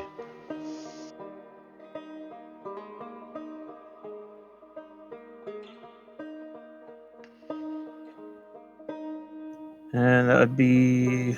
There's a macro down there. There's not.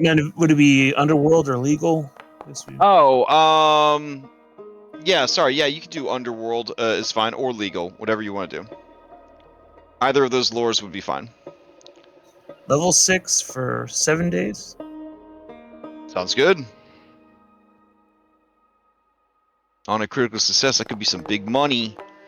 Oh, okay. So this is the instance where you could be like, quit, and then you try again for 6 days, and then you're like, quit, and then you try a different job for 5 days, and so on and so forth. Or you could just take it and move on. We'll try once more. Okay, so then for the first day, you would have earned 3 silver, and now you can attempt a different job for 6 days. So use a different skill to work a different job. So we'll assume that Underworld you were doing some private investigator stuff, and maybe morally it didn't fit right with you, so you walked away from the job with only 3 silver pieces to show for it. All right, so then you tried a new job, which is legal. It's medicine. Okay. Oh, you're doing some medicine. Okay. All right. That works. All right. So you do some house calls for the next 6 days, earn 12 gold. Beautiful. All right. But I also did do a respec in this time. Oh, okay. So what are you bringing to the table now? I am running the investigator. Oh my. Okay. All right. So for investigator, you've got to constantly keep me updated on what is the target. Yeah, what is the target of your current investigation? And that should improve everybody's thing with everything related to it, right? Yeah. Okay, sweet. And he now also has he's able to make a halo on command now. Oh, that's Touches cool. his ancestry a bit. So that's just it's the same as innately having the light cantrip that he can turn on and off. Oh, nice. Okay. All right. And shoot, it's a free archetype. Yeah, what'd you pick for your free archetype? I decided to go. I'm sticking with the Alkenstar agent still. Okay, hype. Well, I feel like Investigator is going to get a lot of use in this upcoming adventure arc. So. Oh, and I did take a forensic medicine as my methodology for my class, which allows my battle medicine to be used every hour instead of every day. Oh, damn. Holy shit. Okay. That's really good for this campaign. As well as to use my medicine on recall knowledge checks at half the normal amount of time it would take in examining dead bodies. Wow. Okay. All right. I'm into it. I tuned into the whole needing a battle medic Yeah. idea here. Okay. I as like well it. As being a little more skill heavy for the in between. Excellent. Okay.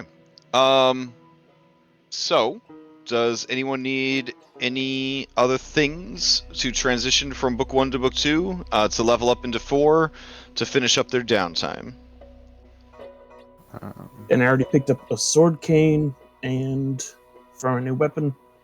Okay. And some smoke balls. Oh, nice. Okay. It's already been calculated and taken care of. So. All right. What about you, Henry? Anything that you need, or? I just wanted to make sure that everybody got their 24 gold pieces and 4 silver pieces from selling all the clothes and all that stuff. Oh, thank Oh, you. okay, nice. Yeah, if you didn't do it, you should be 24 gold, 4 silver. 24 gold. Yep. And then do we want to dump all the consumables into the bag of holding unless there's stuff people want to take, just so that way we have them available? All the stuff in the stash. I'll grab that alchemical bombs and stuff if nobody else wants them. Oh, how much are bags of holding availability? Are they kind of a rare magic item? Because they're magic, I don't know if they would be available to you guys yet. Okay, fair enough. Yeah. Let me see what the minimum level bag of holding is. Yeah, the type 1 starts at level 4. So I'm no longer a strong character, so yeah, they would not be available for a little bit. There are lesser, they're reflavored bags of holding, like sleeves of holding, and things like that. You could kind of look into. Just keep in mind that in Alkenstar, because magic's so dangerous, again, you're gonna have only access to magical items that Grom can craft, or that are minus your level -3 or less. Gotcha. Yeah. All right, which made her offer selling you guys those hats pretty enticing, right? Because you wouldn't have been able to pick them up very easily otherwise. All right, then let us begin book 2. Okay, which I teased the cover art last week for this, but here you go. You guys have made it to book 2. Adventure paths in Pathfinder are always kind of neat because they they're divided into books. You kind of feel like you're moving through a series. I don't know. It's kind of neat. Serialized action there. And let's grab some music. Can I interrupt real quick? Sure. What's up? So, Grom's doing his daily preparation of alchemy here. And one thing that I can make is a prey mutagen, which it's a potion that you can take. It'll give you +20 status bonus to your speed, and it'll give you a timely dodge. A trigger when you're targeted by a strike. You dart aside, gaining a +2 circumstance bonus to AC, then step after the strike resolves. The drawback is creatures can detect you with scent or tremor sense, doubles the range. Animals and beasts gain a +2 circumstance bonus to rolls to attack you. It lasts for 10 minutes. If I make some of these, will some of you use them, or would I be wasting my? I will, because I am very slow now. Okay, So I don't move as fast. So. All right, sounds good. That's I also all. have a bunch of drugs for myself to consume, and I might spend an entire turn just doing drugs. Oh, fair enough. Okay. All right. Let's see. Just gotta say, it's really cool. Halo's a toggle button. Oh, it has its own toggle. That's Yep, fun. so you can turn the light on and off. Damn. So much love. So much love goes into. Ah, man. I just They're want to let you winning. know something wasn't coded correctly, and it definitely took a while trying to fix it for them. So you know, Oh yeah. they should fix that. Oh, okay. Sorry, I started playing VTT by streaming my Photoshop to my friends. Then we got roll 20 with no 4E system to support it, and then now we're here. So I feel like I have a lot of perspective where I'm like, wow, things were done for me, and then I cry a little because I can't believe how lucky I am that stuff was actually already done by somebody else. It's incredible. But yeah, we'll find the person that coded that wrong, Yeah. Jericho, and we'll punish them. They forgot to add the damage to the end of the tag. Screw Damn. it up. Also, could you swap Jericho armor with Jericho Darling in the party? Oh yeah, sure. Thank you. All right. Now, for your hand wraps, did you put it on the potency or did you put it on its striking? Because they're two different runes. That's something to consider too. Sorry, what was the question? Was that towards me? Yeah, the hand wraps. Did you put it on potency or striking? So those are two different things. I have both. Oh, Okay, nice. just making Okay. sure. Just making sure. Great. Yeah. All right. So, as we begin book 2, you guys come back from a long week of gravity-defying crafting and long hours and all that. And you find Phoebe Dunsmith waiting for you guys in your quarters. And she says, all right, I assume you're just as interested in getting to the bottom of all this as I am. So, I got a lead. And it turns out the two of you are uniquely qualified to follow up on it. And she looks from Jericho Darling to Grom. And she says, turns out that your buddy, Shoma, he had the right idea. Yeah, it turns out that Olaman Kosawana, well, everything's pointing towards him as the one that cracked the code, figured out how to make himself some pyronite. The question remains, why? Then someone steps into the doorway behind her, and you see that it's Vashon Gattleby. And he says, well, what are you all been up to? This VIP's done wiping the government's buttocks for him, and I've been let out on leave. As long as you're amenable to the idea, I'll be hanging out here in this fine abode of yours as your man in the chair. And then he walks over and he takes a seat in a chair. Are you sure you can handle that? I'll try my best, he says, putting his dirty boots up on the table and lighting a stinky cigarette. I don't know. You can handle that pyronite too well. Try not to blow this place up, will you? Oh man, Phoebe looks from him to you and says, well, if you don't think it's a good idea, I'll send him back up to Skyside. But he was hemming and hawing about coming back down here to help you out, Jericho. Yeah, he can stay. Alright, well, here's what we know. Kosawana is missing. Muglin is looking for him. That means he's got the shield marshal God knows who else out there on the street looking for him. Now, I got agents trying to keep an eye on things and keep everybody distracted. That's why I'm going to need the 5 of you to tap into some of your old contacts. She looks at you, Grom, and says, and try to figure out just what happened to this clergyman. Kelly's gonna get a bit of a shudder hearing the word clergyman.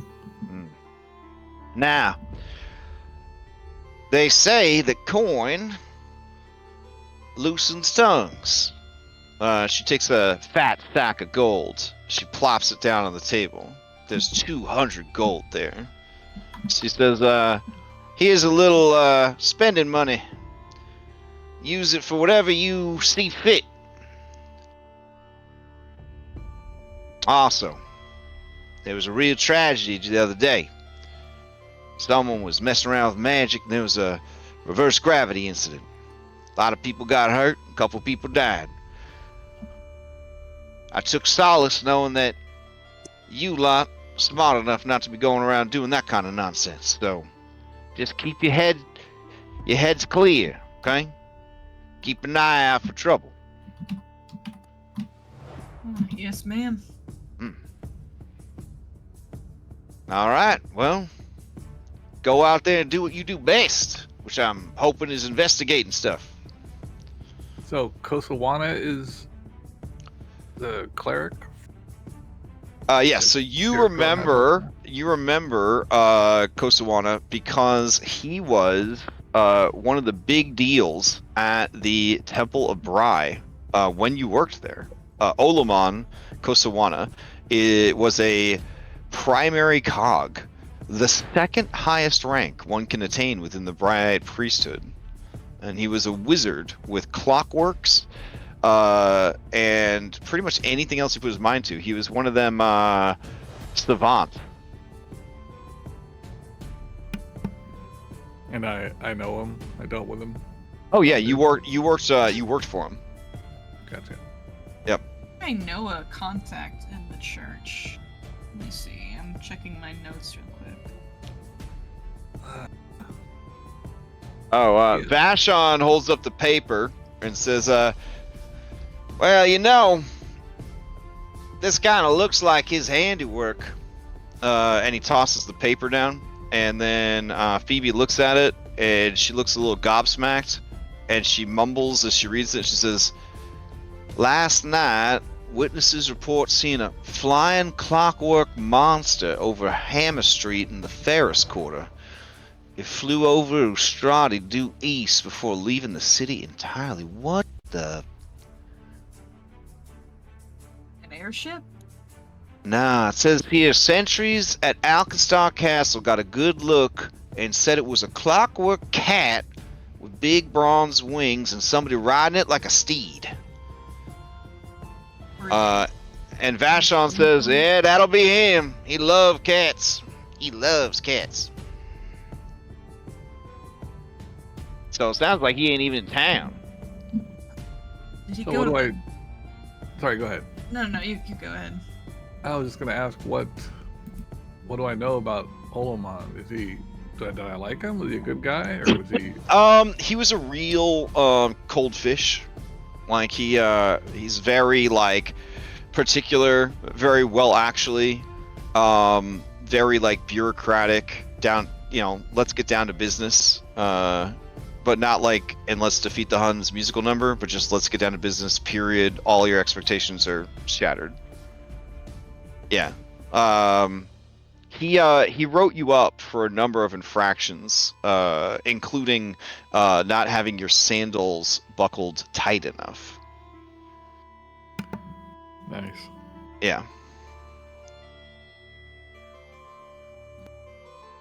So if he went out of the city, does that mean he's in the Manoways? Phoebe Dunsmith says, well, I sure hope not. Vashon, where do you think he went? Vashon shrugs and says, man's an enigma. I thought that was the whole point of having them investigate.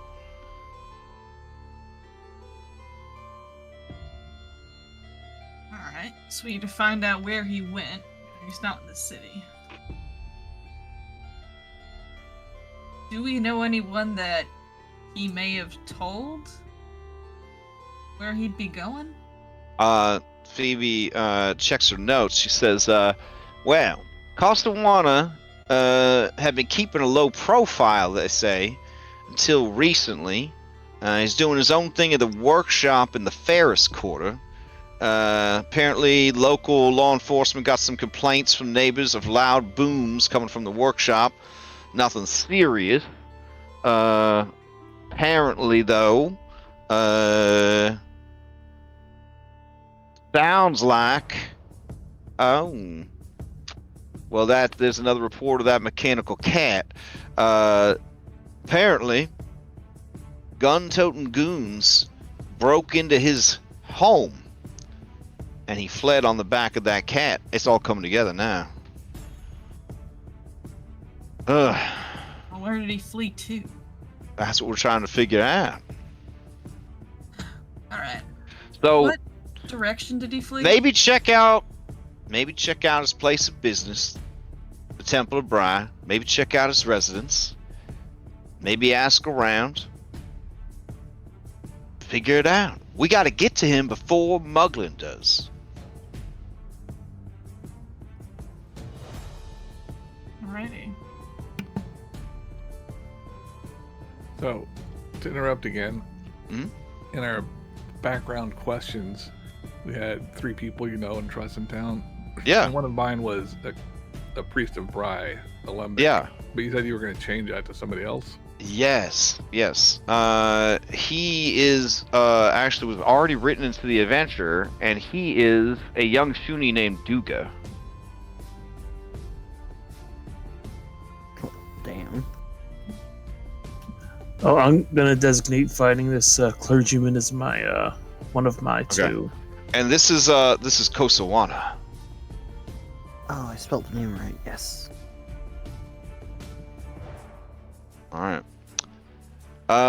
So Duga works for directly for Mintakis, who is essentially the head of the Temple of Bry here in Alkenstar. So if anybody would know what he was up to or what he was doing, Grom, you assume it would be her, and then your guy Duga could get you an in. The problem is her other assistant is none other than Sylvester Putsch. Oh, Yes. that's the guy in my notes. Yep. He looks happy. He is happy, but rumor has it he might be a bit corrupt. Oh, I hate that guy. you hate him? Yeah, I have What it in did he my do to notes. I you? hate him. He keeps trying to get me to join the church to make them shit, and I don't want to. I mean, that's his job.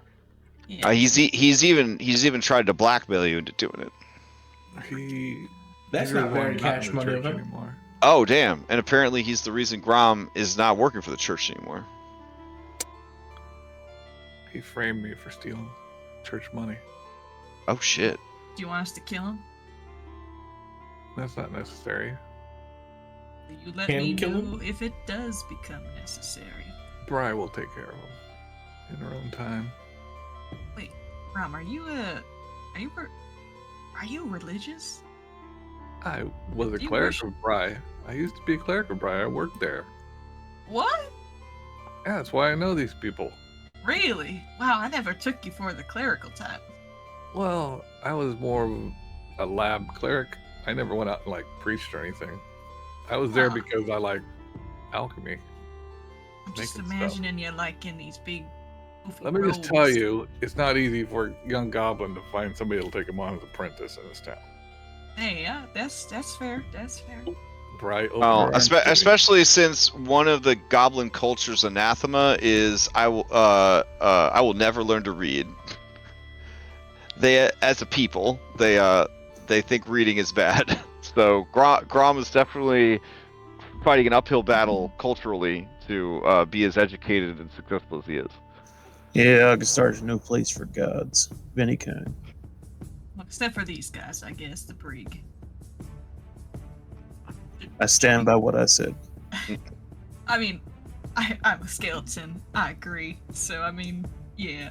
But let's, do we want to head over there now and see what, information we can get out of them? Well, if I go over there and I present myself to Duga, I know I can trust him, but I would have to go there as Grom, and Grom is wanted by people at the temple. Probably most of them besides Duga. I'm not sure how it'll work out. How about this Sylvester guy? He's corrupt, right? And we got some money. Get to pay him off. Oh, damn, Grom. He... I got it. We turn him on to the Desert Bloom. Problem solved. Ruin his life. This woman about to take him out of this world. Oh, wait, that's the wrong one. Hold on. This woman. There we go. Pooch Yeah. is pretty much working with Mugland. More or less. Oh, so probably wouldn't be good to tap into him. Okay. But that's just another tally in the ledger of why we might want to consider killing him. So write that down for later. I'm not against killing him. I'm not saying we have to go kill him just to satisfy some revenge for me. Phoebe says, I got some stuff I gotta attend to. All this talk about killing people. You get them results. Let me know how it turns out. All right, enjoy your day.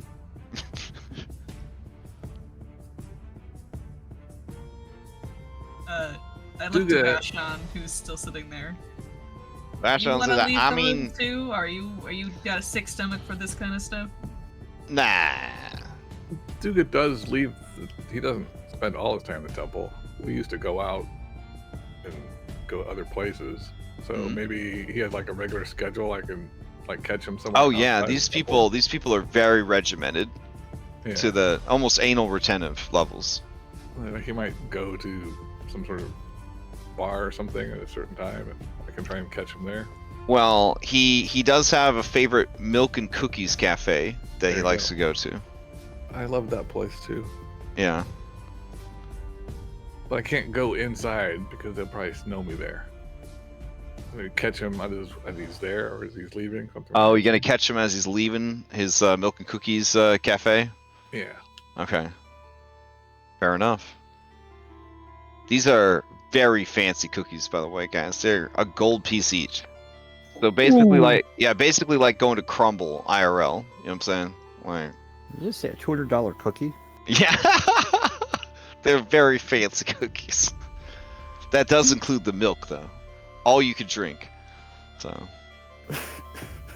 Alright. Listen, I'm still learning how the economy works, but you know what? This is the fancy cookie boutique. Alright. The trick is they don't tell you where the milk comes from. That's true. It's Grom hippo. has to mix up a potion before he does that. Okay. So is that your plan? Do you guys want to head? Is that what you want to head out first? That's a suggestion. It's up to everybody else what we do. Well, I mean, if that's our only lead so far. Other than heading out to the west towards... Wander around looking up in the sky for a mechanical cat. I mean, also, there's that. There's investigating the locations he frequents, or frequented too, or, work or residence and all that. But yeah, if we got a person lead, probably good to follow up on that first. Oh wait, how was this like last night that the this mechanical flying cat thing happened? According to the paper published the article, and it says it was last night. So there's two things on that. One, the quicker you get to a location, the more there will be to investigate, or there's already people there and we're just gonna walk into people already investigating.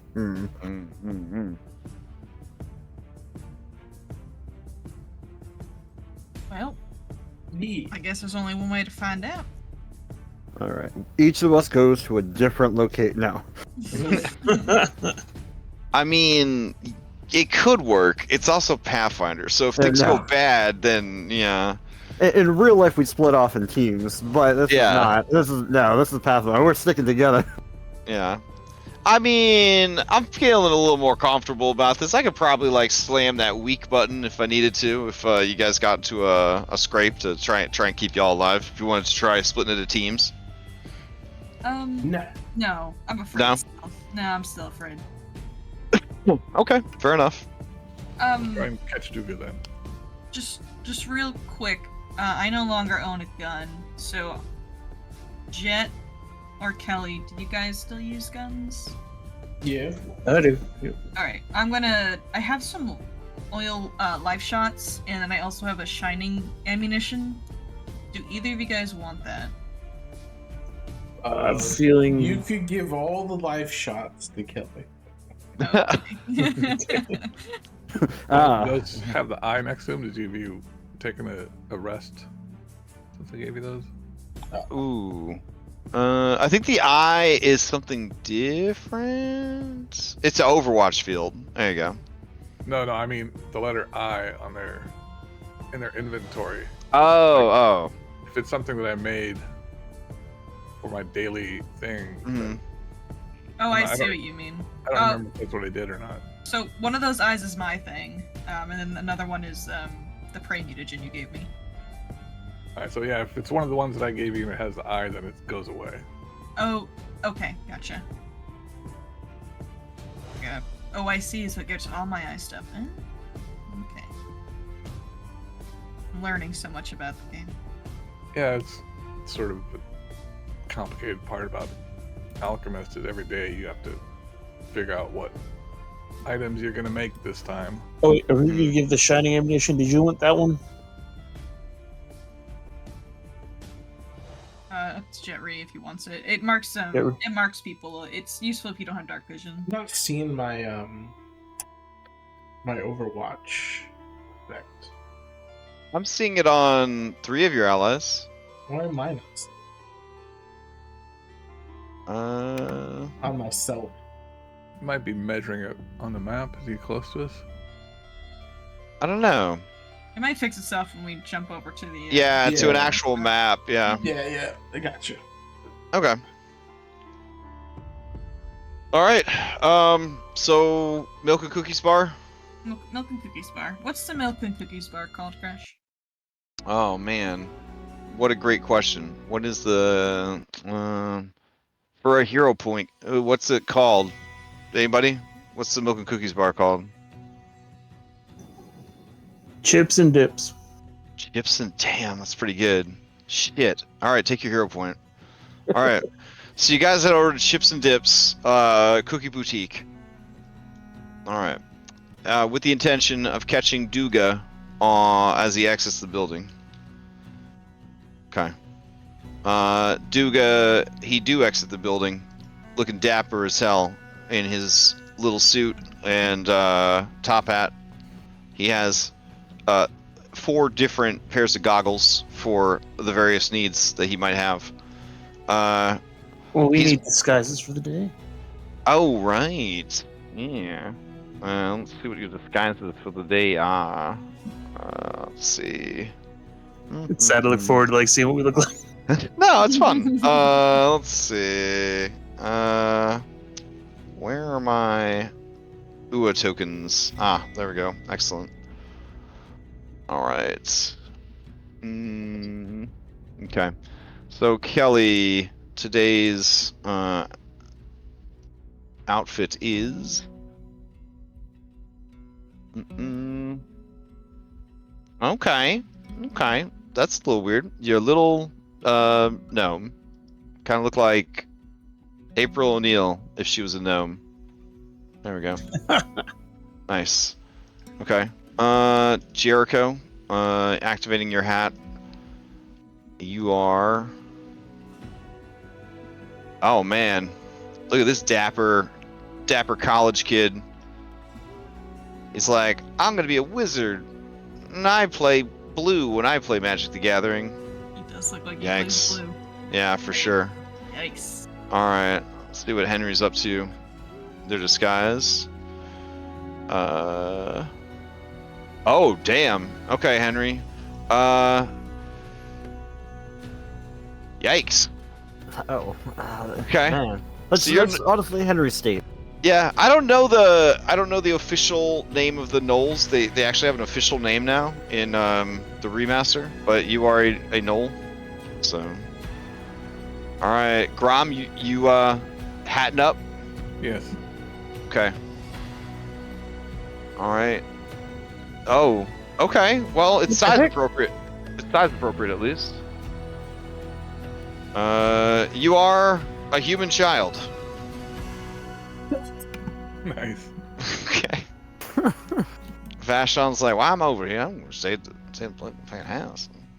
Going out there. You just want All to right. come with us, Vashon? Are you wearing a disguise, Jetri? Yes. Okay. All right. Jetri today is apparently a very old, sad man. Oh Jesus. Oh, buddy. Oh, I gotta feel like I'm looking in the mirror. Okay. Snuggly voice. I can do it. All right. Snuggly. Wonderful. Yes. All right. So you spend a good part of the day kind of discussing possible avenues, routes, that sort of thing. You head over to Chips and Dips, and Duga, he heads out. He reaches for his pipe. He's lighting his pipe in the nice afternoon sunshine. He looks over and he sees your eclectic group, and he nods at you, and he waddles along like a fucking pug on its hind legs. Fucking weird as hell looking. Just kind of heading out. You got Grom will say, "Hey, Duga." Oh, okay. He snorts loudly as he sort of looks around, and his imprecise scent kicks in, and he says, Grom, Yeah. is that you? It's me. I'm in disguise. Let's get out of the street here. Go in this alley over here. Wait. Oh, okay. All right, so you guys head into an alleyway, and he Duga. says, you're a wanted man. I know. That's why I've got the disguise. Oh, Everything's in the church. gosh, things are crazy over there. That guy Sylvester, he's making a bid. He's making a bid for Kosawana's old position, because Kosawana got fired. That's what I'm looking. I'm trying to find Kosawana. What? Do you know where he is? Everybody is. He was looking into some real sketchy stuff before he stepped down from his position. He kept getting into arguments with Mintakis all the time about doctrine and theorems and stuff. Some real anathema stuff going on.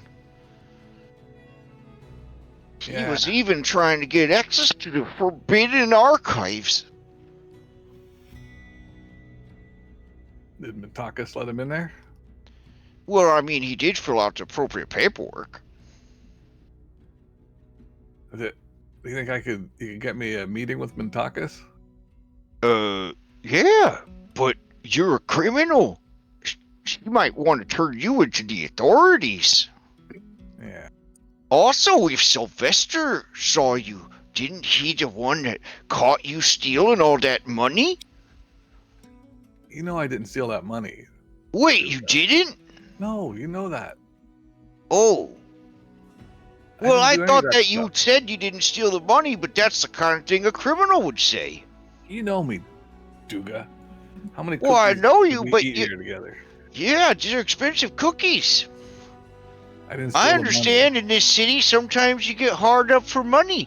Some people get frustrated because everything you make when you work for the Temple of Bry, they get to keep the copyrights.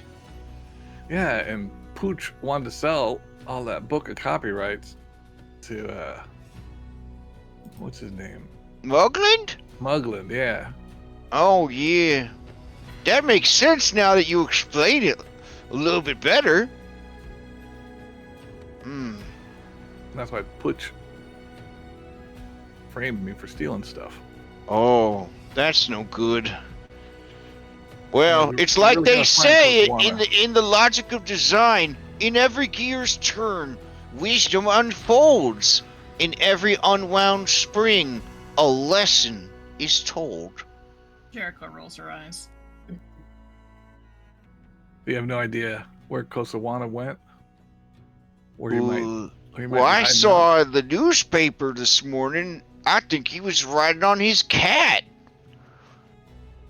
I'd never Yeah. seen that cat before. He must have made it in secret. You can't have a clockwork that advanced and not have it registered with the government. You know where, Can you any believe he clues? would do something illegal? I thought you were the only friend I had who was a criminal. I'm not a criminal. Oh, right.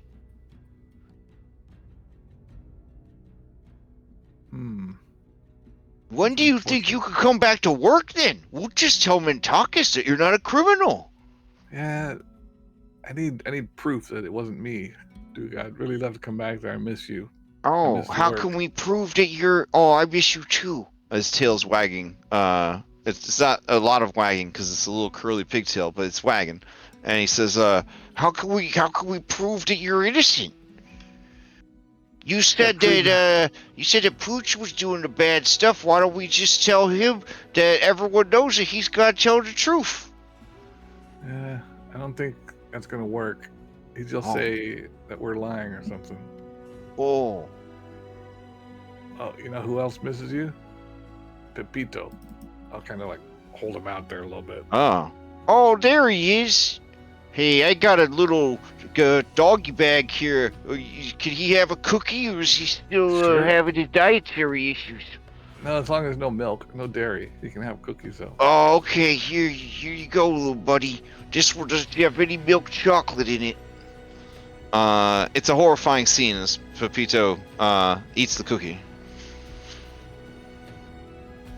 I don't know, Duga. You don't know of any notes or anything that Coquana might have left behind, or any? Well, I Where he might have went? mean, he definitely seemed like a changed man after his time in the Forbidden Archives. If you could gain access to those, you might be able to get a better sense of what he was, where his headspace was at. Idea. You think you could get me and my friends in there to look around? Well, normally it would take a Bryite several weeks and hours of paperwork, but we have a new outreach program for total strangers. We allow those not of the faith access to the restricted section for 24 hours once a month. Our belief is to get them hooked on the forbidden knowledge, and then they'll come back for the regular stuff. You would have to sign a legally binding non-disclosure agreement, though. And if you were caught in infraction of it, enforcers and champions Bri would come after you and bring you back and force you to agree to a gear spell. It's a lot. Yeah. Who do I see about doing that? That would be me. I can start the paperwork right away. The only problem is that I'm a wanted man, Duga, so I can't go the official route like that. If I put my I name have down- an idea. And yeah, and his eyes become little half moons of sinister plotting. He says, I'm going to make up a fake name for you. All right. You think that'll work?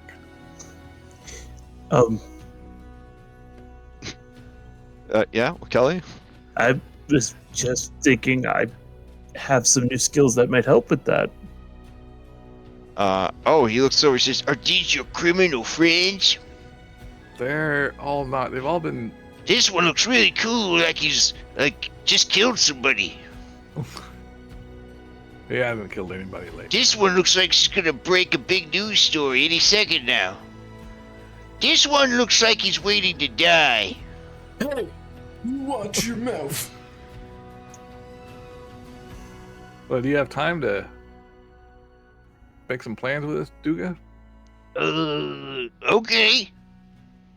I know a good park near here. All right, let's go there. All right, so you guys go to the park. And as you do, he says, teamwork, am I right? A gear alone is but a piece, united in purpose. A masterpiece they release. Amen. Amen. Oh man. All right, so you guys head to the park, where you're just a motley collection of weirdos, as seen in the 5th Age of Magic.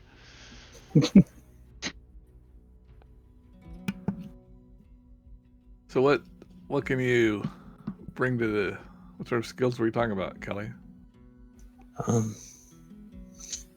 Meta knowledge. I have plus 11 to create forgery.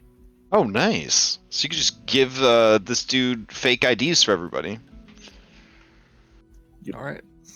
Okay, so the thing about that is you don't get to roll on this until randomly, out of nowhere, I ask you to roll for it, and then that's when the roll comes into play.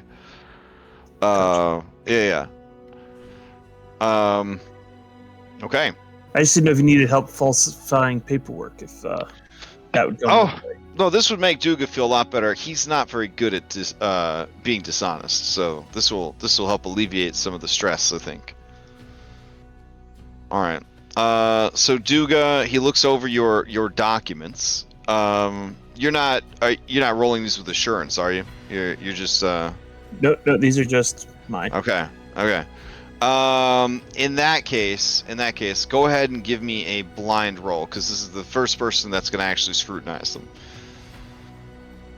And it does get a +1 because this does has to do with our investigation. Your investigation. All right. Investigator seems pretty good. Like, you could just be like, as long as I'm paying attention to the adventure, we all get +1s. Like, it seems like a pretty cool class. All right, so give me a secret, you don't know it. So a secret blind roll of your forgery. Oh my fucking god. Okay, he says, well, these aren't even falsified. This is the most authentic thing I've ever seen.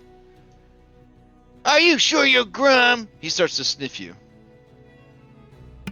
Well, you saw Pepito. It Wouldn't says have here that your name's Teddy Toddler. Those are fake, Duga. He sniffs the documents. Yeah, I don't know. They're pretty convincing to me. That's I'll good. pop on the halo and say, I would never tell a lie. Oh. Well. Okay. When do you guys want to access the Forbidden Archives? Tonight? Can you get us there that quick? Sure. Yeah, let's do it, I think. They'll just be excited that some outsiders are actually interested in education. I love forbidden stuff, so. Great. I am going to need you to sign these NDAs. He opens his briefcase and he takes out some NDAs. So the NDAs are robust, but legal lore could be used to navigate them faster. Or you could blindly sign them. Would that just be a legal lore skill? That would just be a legal lore skill.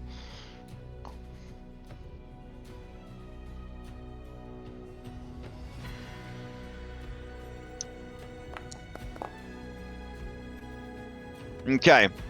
While intricate, at its core, it's basically saying this is an experimental social program, outreach to the community. You're going to see some things down there that might irreversibly change the way you view reality. We're not responsible legally or medically for any psychic damage or trauma that you might experience accessing the Forbidden Archives. You are not allowed to speak with anyone about the things that you see, hear, or experience or learn within the Forbidden Archives. Did you put those documents in my inventory? No, I didn't put them in your inventory. Holy crap, when I use the forged document skill, it literally puts forged documents in my equipment. That's incredible. That's incredible. Wow, we're living in the future right now. Oh my fucking god. All right.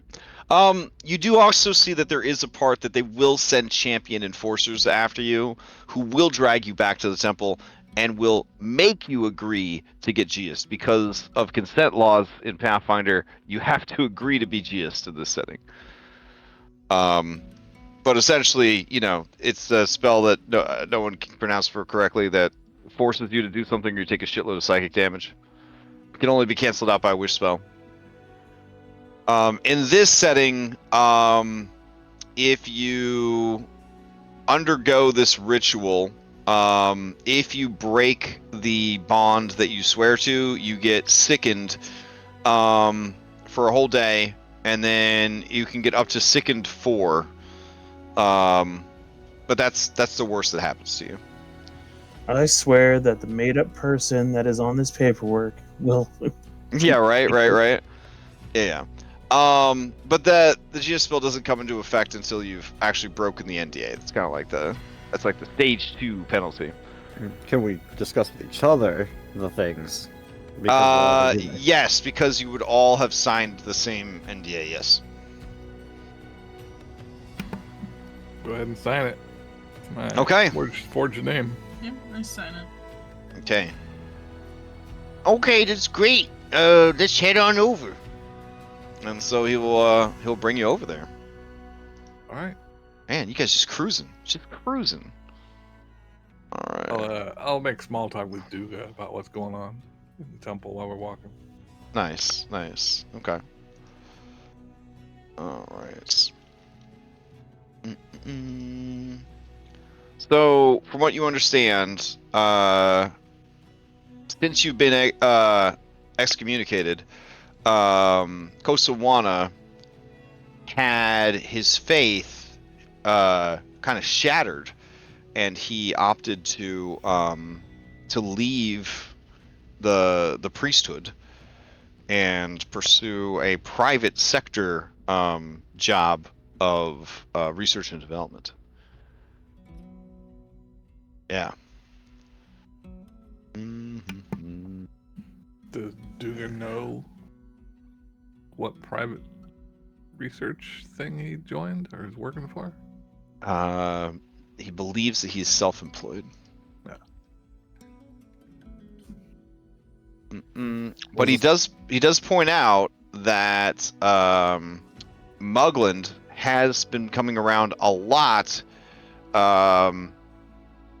and had been, not recently, but had been donating rather heavily to the church.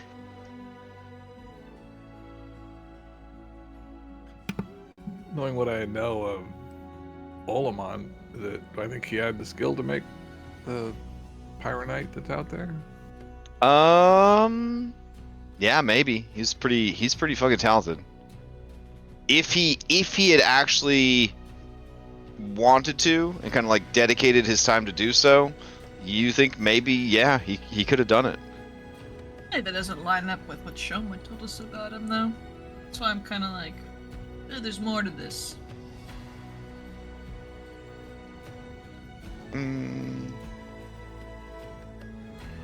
All right, just getting you guys loaded in here.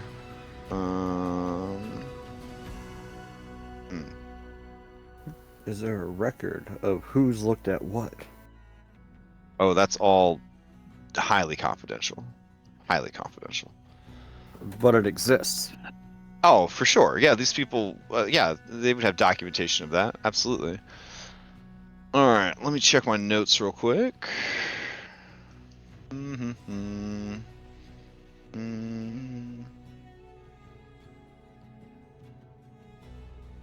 Okay. Here we go.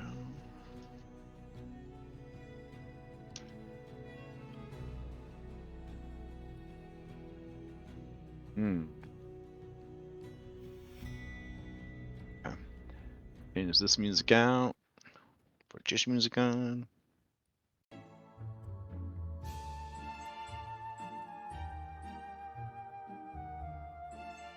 All right.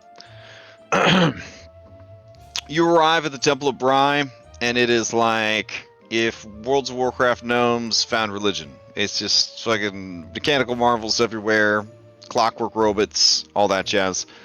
Duga brings you before his supervisor, Mentakis. Now, it's very hard to disguise your voice in Pathfinder 2, but Duga has got you covered. Duga says to her, Greetings, great Cog Mentakis. These are people, strangers that I don't know. They filled out the appropriate paperwork and would like access to the asynchronous archives. and she looks at him, and she looks at all of you, and she says, "Truly, how wonderful. I knew our outreach program would be a success. You have 24 hours to peruse whatever tomes you so desire within the asynchronous archives. Might I ask, for my own personal curiosity, what it is you are seeking?"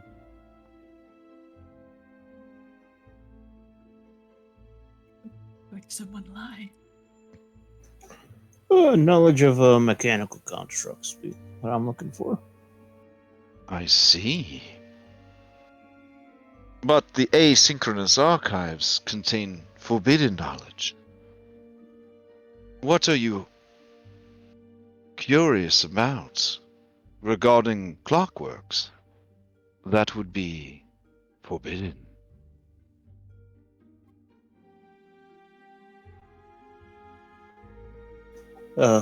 Arcane empowered clockwork. Oh man, she takes a fucking silk handkerchief out and she mops her fucking forehead. She's like, oh, well, I'll ask no more questions. Here, follow me.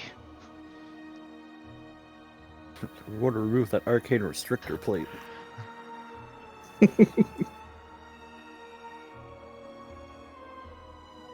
Behold, the asynchronous archives. Duga will show you to your quarters. Be wary not to wander these forbidden halls. The books contain more than just knowledge. Isn't that right, Duga? And Duga says, Oh, yes. But like it says in in logic of design, the precision of a cog reflects the thinker's mind. In details small and large, truth we find. and she says, well said. Good day. She heads back upstairs. Enjoy your day, ma'am. We'll be out of your hair lickety split, I'm sure.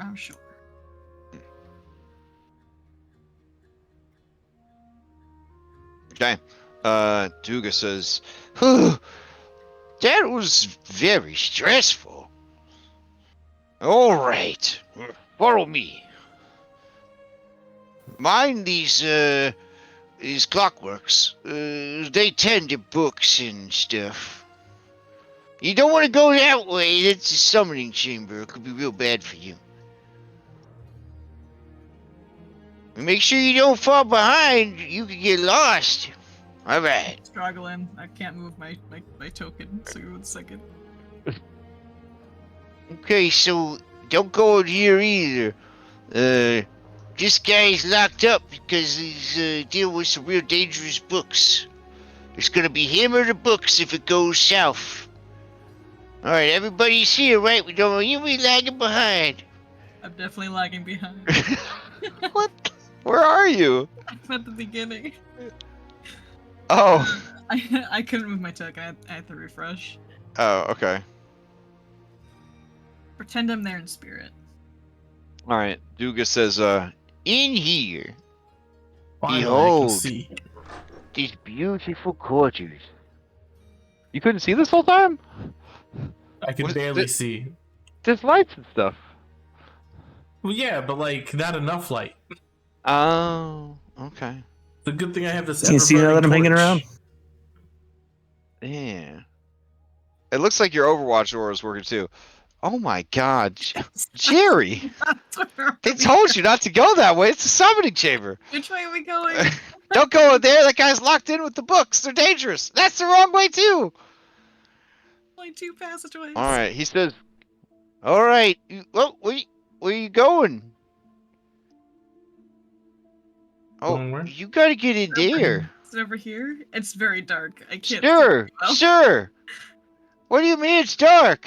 Right here. Kelly, can you turn your halo on? Can't see. It is on. It should be shining for you. I don't know. It's shining on my screen. I don't know. Ah, It's not how showing dark? up. How dark is it for you guys? I mean, there's lights everywhere. It's not dark for me. I mean, it's Okay. not dark, but like there's certain parts of the map I couldn't see that I just walked in darkness and just yeah, like. Oh, yeah. That's how I Yeah. was so lost. Oh, I can see now. There. Yeah, I got a He light source says, around me. I don't know what's. Okay, do you want me to check back on you in the morning? In the morning. Yeah. Yeah, we got 24 hours. 24 hours. Oh, okay. Where's the actual archives at? You in them. Yeah, there. Is there a refreshment station? 24 Anything hours you long. need, this clockwork will help you.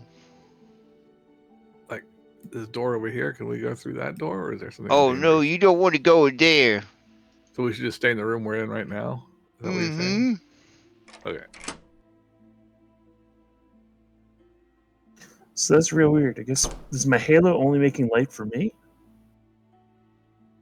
I mean, I see. I think see that's it. because I was behind I was behind a door when you did it, and I think that was the Oh. problem.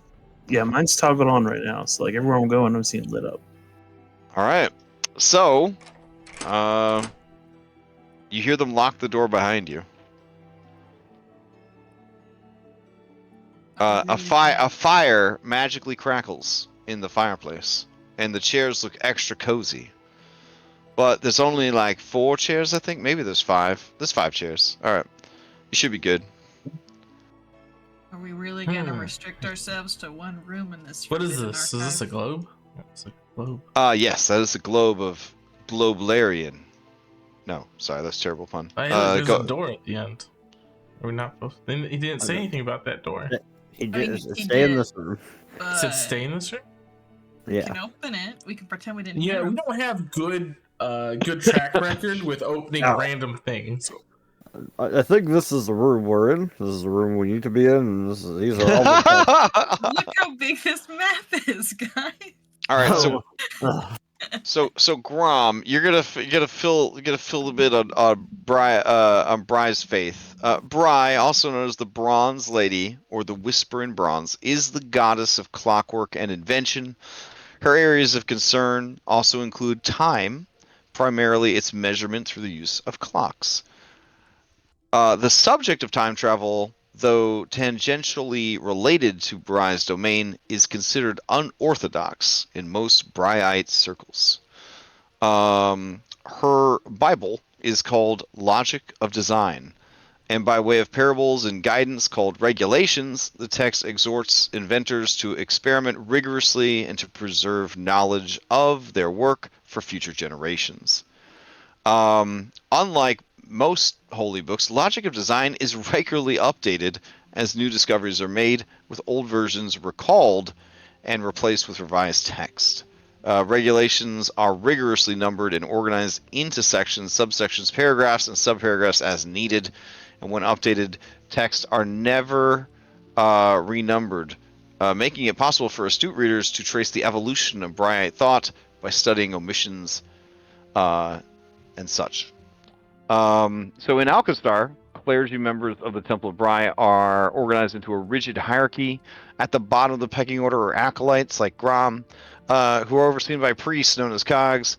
These cogs range in seniority from tertiary, lowest ranking individuals, to grand cogs, the highest rank achievable in the church.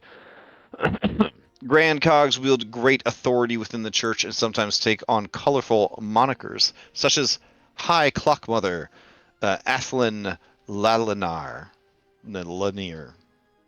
All right, so there you go. This little clockwork, it looks on, just happy to help. Certainly not terrifying.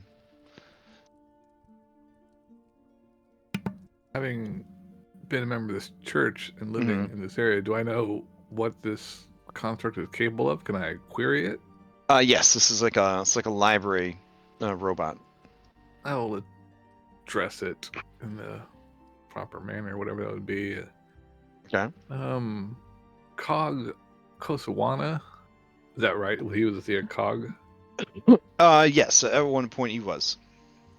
He was here recently. Do you know what he was examining? What section of the room he was looking at? You hear some gears turning, and you hear like a record player kind of start up, and then it says, former primary cog Kosawana has not been here for quite some time. In accord with Regulation 1452, Olaman Kosawana is no longer associated with our temple. Regulation 14.5.2. All components shall advance the functional or aesthetic qualities of the device. Any component which does not serve the whole shall be excised.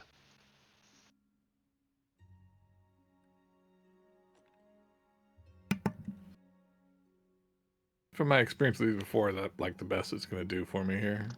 Unless you change like your way of Query. asking. Yeah. Anybody have any ideas on what to ask it? Yeah. What direction did Kosawana flee? Out of the city.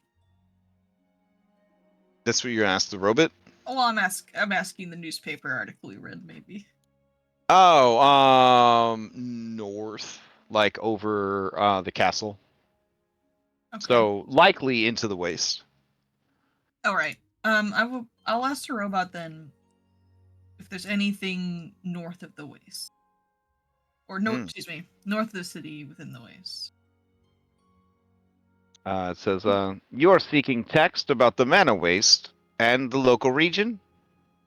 Yes, if you have access to any kind of maps, I would greatly. Certainly, I can bring you maps of the region, including the mana waste and the nation of Nex. Sure. Okay. It leaves. Well, Waltz is gone. Hey, probably should just ask or look, Jericho, because you're the expert on this. This whole Pyronite stuff. What is it? How does it like? What are the basics of how it works? I have no idea. So that's probably where to start looking in this library. About how Pyronite works? Well, yeah, like how does it all work, and what are the components, and how would you do whatever you'd be looking for to do it? Because I'm guessing that's what he was looking for based on the information provided. Sure, we can go take a peek. I don't know if that would be in this room, though. We might have to go venture a little farther, maybe past that locked door we were told not to go past. No, I think that since everything's so structured and organized, this is where we're supposed to be looking. Do not go through those doors. Think about the hidden knowledge that could be Jericho. on that door. Isn't the hidden You don't know what could here? happen. Yeah, this Terrible is. things could happen. Like the gravity could turn off, and people could fly in the air and then die. That's weirdly specific. The door opens and the little robot comes back, laden with maps and books. It floats over and deposits them, and then it says, "I have dreadful news. I have been informed that the secondary cogs plan to begin a regularly scheduled inventory of this section of the library in precisely 16 hours. I know you were promised 24 hours of access, but unfortunately, you will need to be removed from the premises in 16. Hopefully, this is enough time for you to glean whatever forbidden knowledge you have come seeking. We allowed another 8 hours later. You will have to take that up with members of the clergy. Okay. All right. That's fine. You see, the temple has conducted the sacred inventorying process on the same day at the same time every month for the past 100 years. And they just kind of forgot to tell us before they let us down here. We could have come back tomorrow. I'm sorry, no exceptions can be made. Are you sure you have the right date? Quite sure. Well, The we can- stars and all the stuff, and then took into back the movement of the stuff. How about we hit the books instead of questioning this robot? Okay. Well, I do have a question for the robot regarding what you mentioned. Do you have any research or did anyone ask about Pyronite? Pyronite.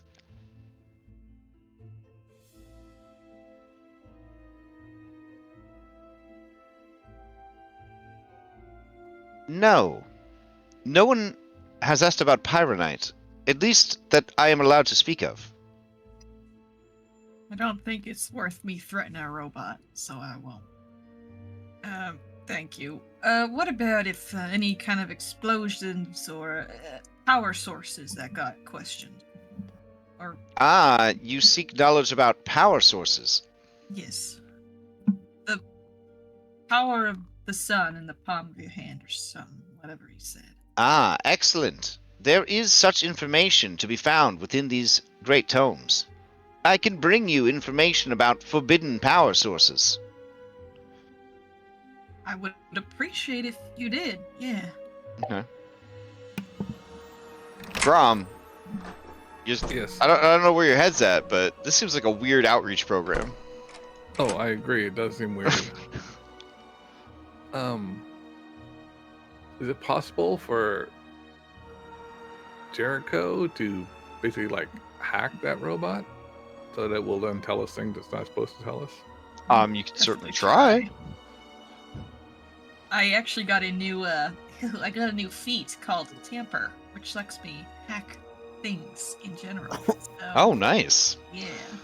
It won't help in this exact situation, but Anybody have any lockpicks? Oh, so anyways, do. there's a research mini game, believe it or not, in the Pathfinder system. The asynchronous archives represents such an opportunity. Ooh, okay. So research minigame is yet another type of skill challenge.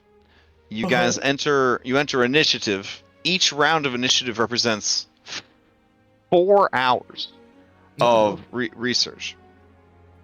So you could attempt 4 rounds of research. The goal is to accrue research points. If you hit the cap of research points, you will learn so many things. If you maybe don't do such a great job, there could be eldritch consequences. would you be able to use lore academia? For this Yes, one? actually, academia lore is the #1 recommended thing. Cool. Yeah. It is a DC 19 academia lore, Bry lore, or library lore. It's a DC 21 religion, or it's a DC 24 perception. Ooh. Well, Perception. as you're doing that, I will clue you in. Oh. That's the class you got there. A character who uses perception for research may face interesting additional challenges. That's good to know. Okay, so I would get a +1 to this research check. Is that what you're implying? Yes. And you can drag that effect clue in on your person. Ooh. Thank you. Yeah, I will take the maps and any information the robot gives me, and I'll start researching with my academia. Okay. Would you like it hidden, or would you like it public? You can roll it public because you'll know how you're doing, basically. But let me roll everybody into initiative for this. Right. Yeah, sure. Yeah. Now, if you want to get clever and be like, what if this 4 hours I spent hacking the robot? We could certainly make that work. I really want to hack the robot. All right. Let's see. Research from the Game Mastery Guide. This is a concentration exploration linguistics activity. Every time you succeed, you get 1 research point. Every time you critically succeed, you get 2 research points. If you critically fail, you make a false discovery and lose 1 research point. Okay. 4 hours. You got 1 extra person by having 5 players. So statistically, you should be able to rock this thing. But 20 research points in 16 hours feels like a tall order. Kelly McCain starting off the researching. It's like 1990s Buffy the Vampire Slayer school library shit going on right now. All right, what are you doing? Why don't we look into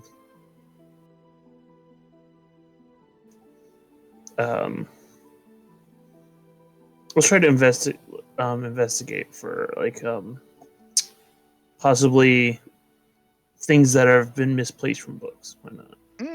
Okay. I will set that at a similar DC to the perception, so it'll be a 24.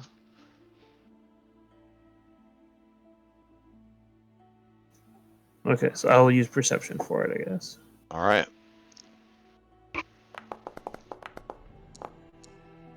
Oh, wow, very nice. So that is going to be a success.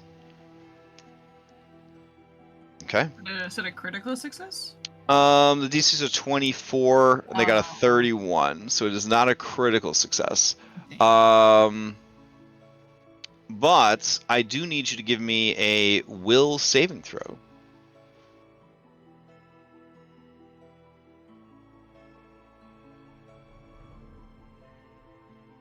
So Kelly, if you could drop me a will saving throw real quick. Ah. All right. You see some pretty wild shit as you're looking around, but your mind is able to process it without going mad. So that's good. All right. That brings us to Grom.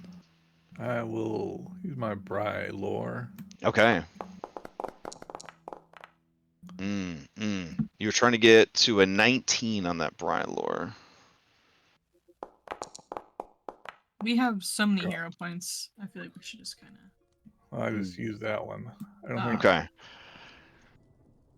I can use another one. No, fortune effect can only be doing once. Okay, so it's not a critical failure, but you don't come up with any useful information during the first 4 hours. Kind of just, there's so much information here about forbidden power sources and, like, you are starting to get a sense of, like, maybe we are following in Coastal Wana's footsteps kind of deal, but you're just not sure you're finding the right information yet. I keep seeing these people flying in the sky. Jet Ree, how are you contributing to this research project? This is how I contribute by requesting the robot to help me research because I don't have anything to help research. Okay, that's pretty clever. I'm gonna put that at a DC 24. Okay. Diplomacy to convince the robot to do the work for you. All right. Oh, Basically, quest. if it ain't one of the lores or religion, it's going to be a DC 24. But Alright. I appreciate the cleverness of convincing the robots to do the work for you. I'll Ooh, reroll. 8. Okay. Because we're at the end of the night and Ooh, I that's still true. have 2 to go. All right. So. Lose in here. Oof. Win Okay. some, lose some. All right. So no information comes is fruitful from that particular search. That's okay. Henry, how are you contributing in this research investigation? Well, this for 5e, he would be picking up books and saying he's using athletics, but I will probably go with perception because I don't Okay, think they're going to get away with athletics. Fair enough. Fair enough. And you said that this is open? Yep. Alright. Let's... Oh, we're going to reroll that. Mm-mm. Yes, you would lose your only research point. Oof. Oof. All right. So wait. So what are we doing this one? Perception? Yeah. That is actually going to be a critical fail on the perception. You would lose your only research point. All right. So I also need a will saving throw, as you are kind of rapidly flipping through books trying to find useful information. And fortunately, you don't find anything that shatters your mind. All right, Jericho, to you. So this might be metagame knowledge. Uh-huh. Yeah, I'm metaing really hard. What if, hear me out, what if behind some of these doors we can find research points? I thought it was a good idea. Anyway, I'm gonna roll Lore Academia. Okay. Like, you can pick them up like it's a Legend of Zelda dungeon. I don't know. Yeah, so Lore Academia. That is some outside the box thinking right there. Oh. All right, can you show us what you rolled? Yes, let me show you. I'm gonna re-roll it. Oh, okay. Reveal to everyone, and then I'll re-roll Okay. I don't know how good, like how many, I don't know how many rogues they think are in the party for you guys to get the highest amount of research points that they think you can get here, but like, holy shit. I think, no, damn. Fail. Oh, okay. So the first 4 hours, you guys are stumped. Any positive knowledge that you were able to accrue, like Henry accidentally knocked it into the fire. Tell them. So as your first 4 hours end, and it's now 10 o'clock at night, do you guys push and do some more, or do you call it quits? Hold on, keep looking. All right, 4 more hours. Okay. We'll do one more round of this, and then we'll call it quitskies for the night. So, Kelly, what are you doing for this next 4 hours? I'll roll society. I'll try to look under possible controversial topics, knowing the churches. Okay. That is going to be a 24 because it's not one of the recommended skills. Okay. Roll. Oh shit. Okay. Oof. Damn. We're just taking All L's right. over here. All right. Grom. So that cognitive mutagen that we have, Yeah. it gives us +2 to lore, but it only lasts for 10 minutes. So would I still be able to use that? I mean, this is a check representing 4 hours of work. I'd probably say No, that's fine. nah, yeah. But you guys are doing so bad that I kind of just want to say yes. So, Either way, and having gone to college, I think we all know that drugs are important. So, yeah, sure. All right. All right. Let me see how I put this on. Grom.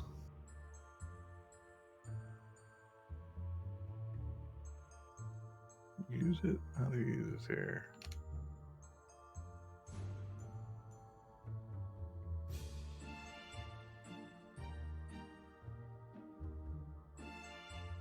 And use lore.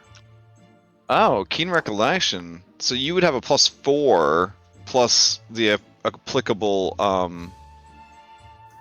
Right, that's just doing the general recall knowledge check. Gotcha. It's not for a specific skill. So Rom, that is a success. You guys are back in the positive.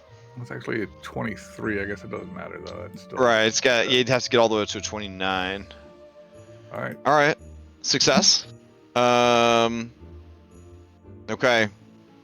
Jerry. I turn to this robot Yeah. and I'm like, I need It says, to "I want to help you." I'm not getting the words across. I know. Yes. Yeah, Explain yeah. what you need. All right. Tell me one more time. Yeah, I need this. Oh, that. All right. So it's 2 successes. All right. Okay.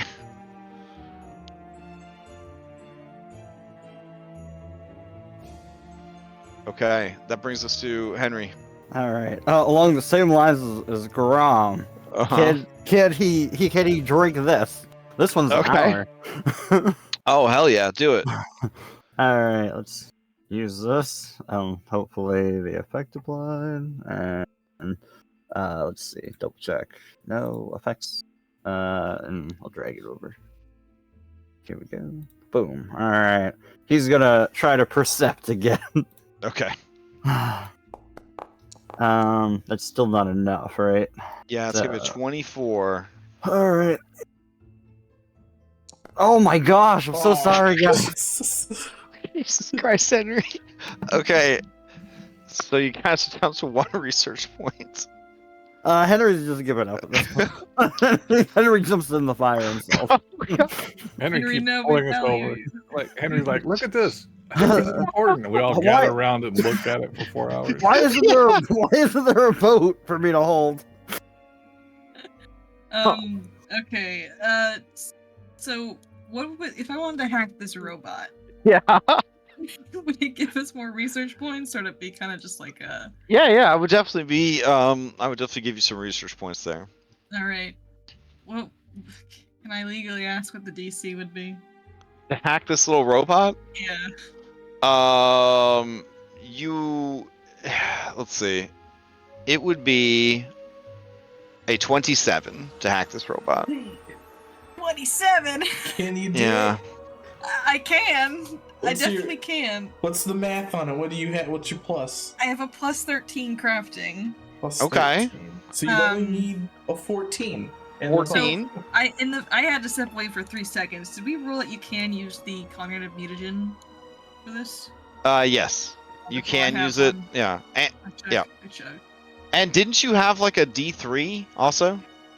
From Oh, answering I the do. question? I do have it. Yeah. Yeah. All right. So I will chug this. Okay. My brain gets bigger. Okay.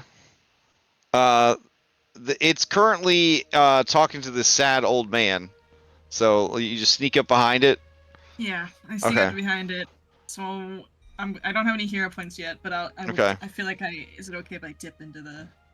Yeah. Well, why just crush it with a nat sorry, 20. Just crush it with a nat sorry, 20. Okay, yeah. Just crush it. Fair Yeah, enough, believe fair in enough. yourself. And I will add a D3 to this. All right. All right, can you roll it where we can see it though? Oh, okay. I'm sorry. I was trying to mess Okay. with some stuff. All right, 29. You did it. Hooray! Do I still add the D3 to that? Because I said I would. If you want to, sure. But I mean, the session's over. But You know what? Just to show off because All of right. the Jericho thing, you know. Awesome. all right. 30. So a fat 30. You only need a 27. All right. What is the goal of reprogramming it? What are you trying to get it to do? I wanted to. It said it wasn't allowed to tell some stuff. Uh I huh. want to basically remove that restriction, so it can Oh. tell Okay. us whatever we want. Okay. Okay. Dang, this is like that time when C-3PO couldn't speak Sith, and then they programmed it to speak Sith. All right. And I just Let's drill him for see. hours. All right. Fair enough. So, can you post up the feat that lets you mess with these things? Oh, I mean, the feet wouldn't help me in this situation. I can post it if you want. Yeah. Sure. It doesn't have anything to do with this, but I can. Tamper. Okay, you tamper with the foes. Yeah, I feel like thematically this would be pretty cool. All right. So what I will do then is, if you guys opt to put in more time researching, we'll lower the DCs of the research because this thing is being a little more loose-lipped about information that it would normally share. So your hacking of it now would increase your odds of success moving forward. Do we get any research points too? Or you could just have 2 research points. So you could have an easier time earning research points for the next 2 rounds, or you could just have 2 right now. We should probably do the easier time. Yeah. Yeah, let's do easier time. Yeah. Yeah? Henry's, Okay. Henry's just standing in the middle of the room. Just Poor Henry. Okay. Henry, can you aid me and just like use athletics to lift books for me? I mean, I would love to. That's exactly what I wanted to do.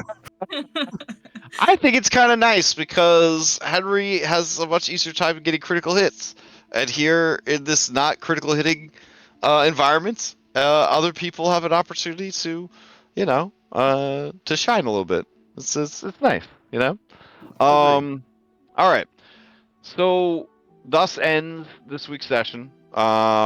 Mid research. 8 hours into a 16-hour research marathon. You guys will be fatigued by the end of it, so that's something to look forward to. Hopefully, you can get some kind of information out of this. There is a lot of information to be gleaned here, but with only 8 hours remaining, you'd have to really crush some rolls next week to hit the max number, and that's fine if you don't, and it's fine if you don't find anything here. There are other leads in this investigation. Anyways, Thanksgiving this week, so if you celebrate it, good stuff. There will not be a Curse of Strahd Nightfall game because it's on Thanksgiving. The other games this weekend we're gonna try to play if we can, and then the holidays don't impact Mondays at all. Monday's a pretty stable night, so we will continue the adventure next week. All right. So, Good all night. right. Hope everybody has a good night, and see you next time. Thanks for Bye. running. Thanks, everybody. Mhm. Thanks, guys. Awesome.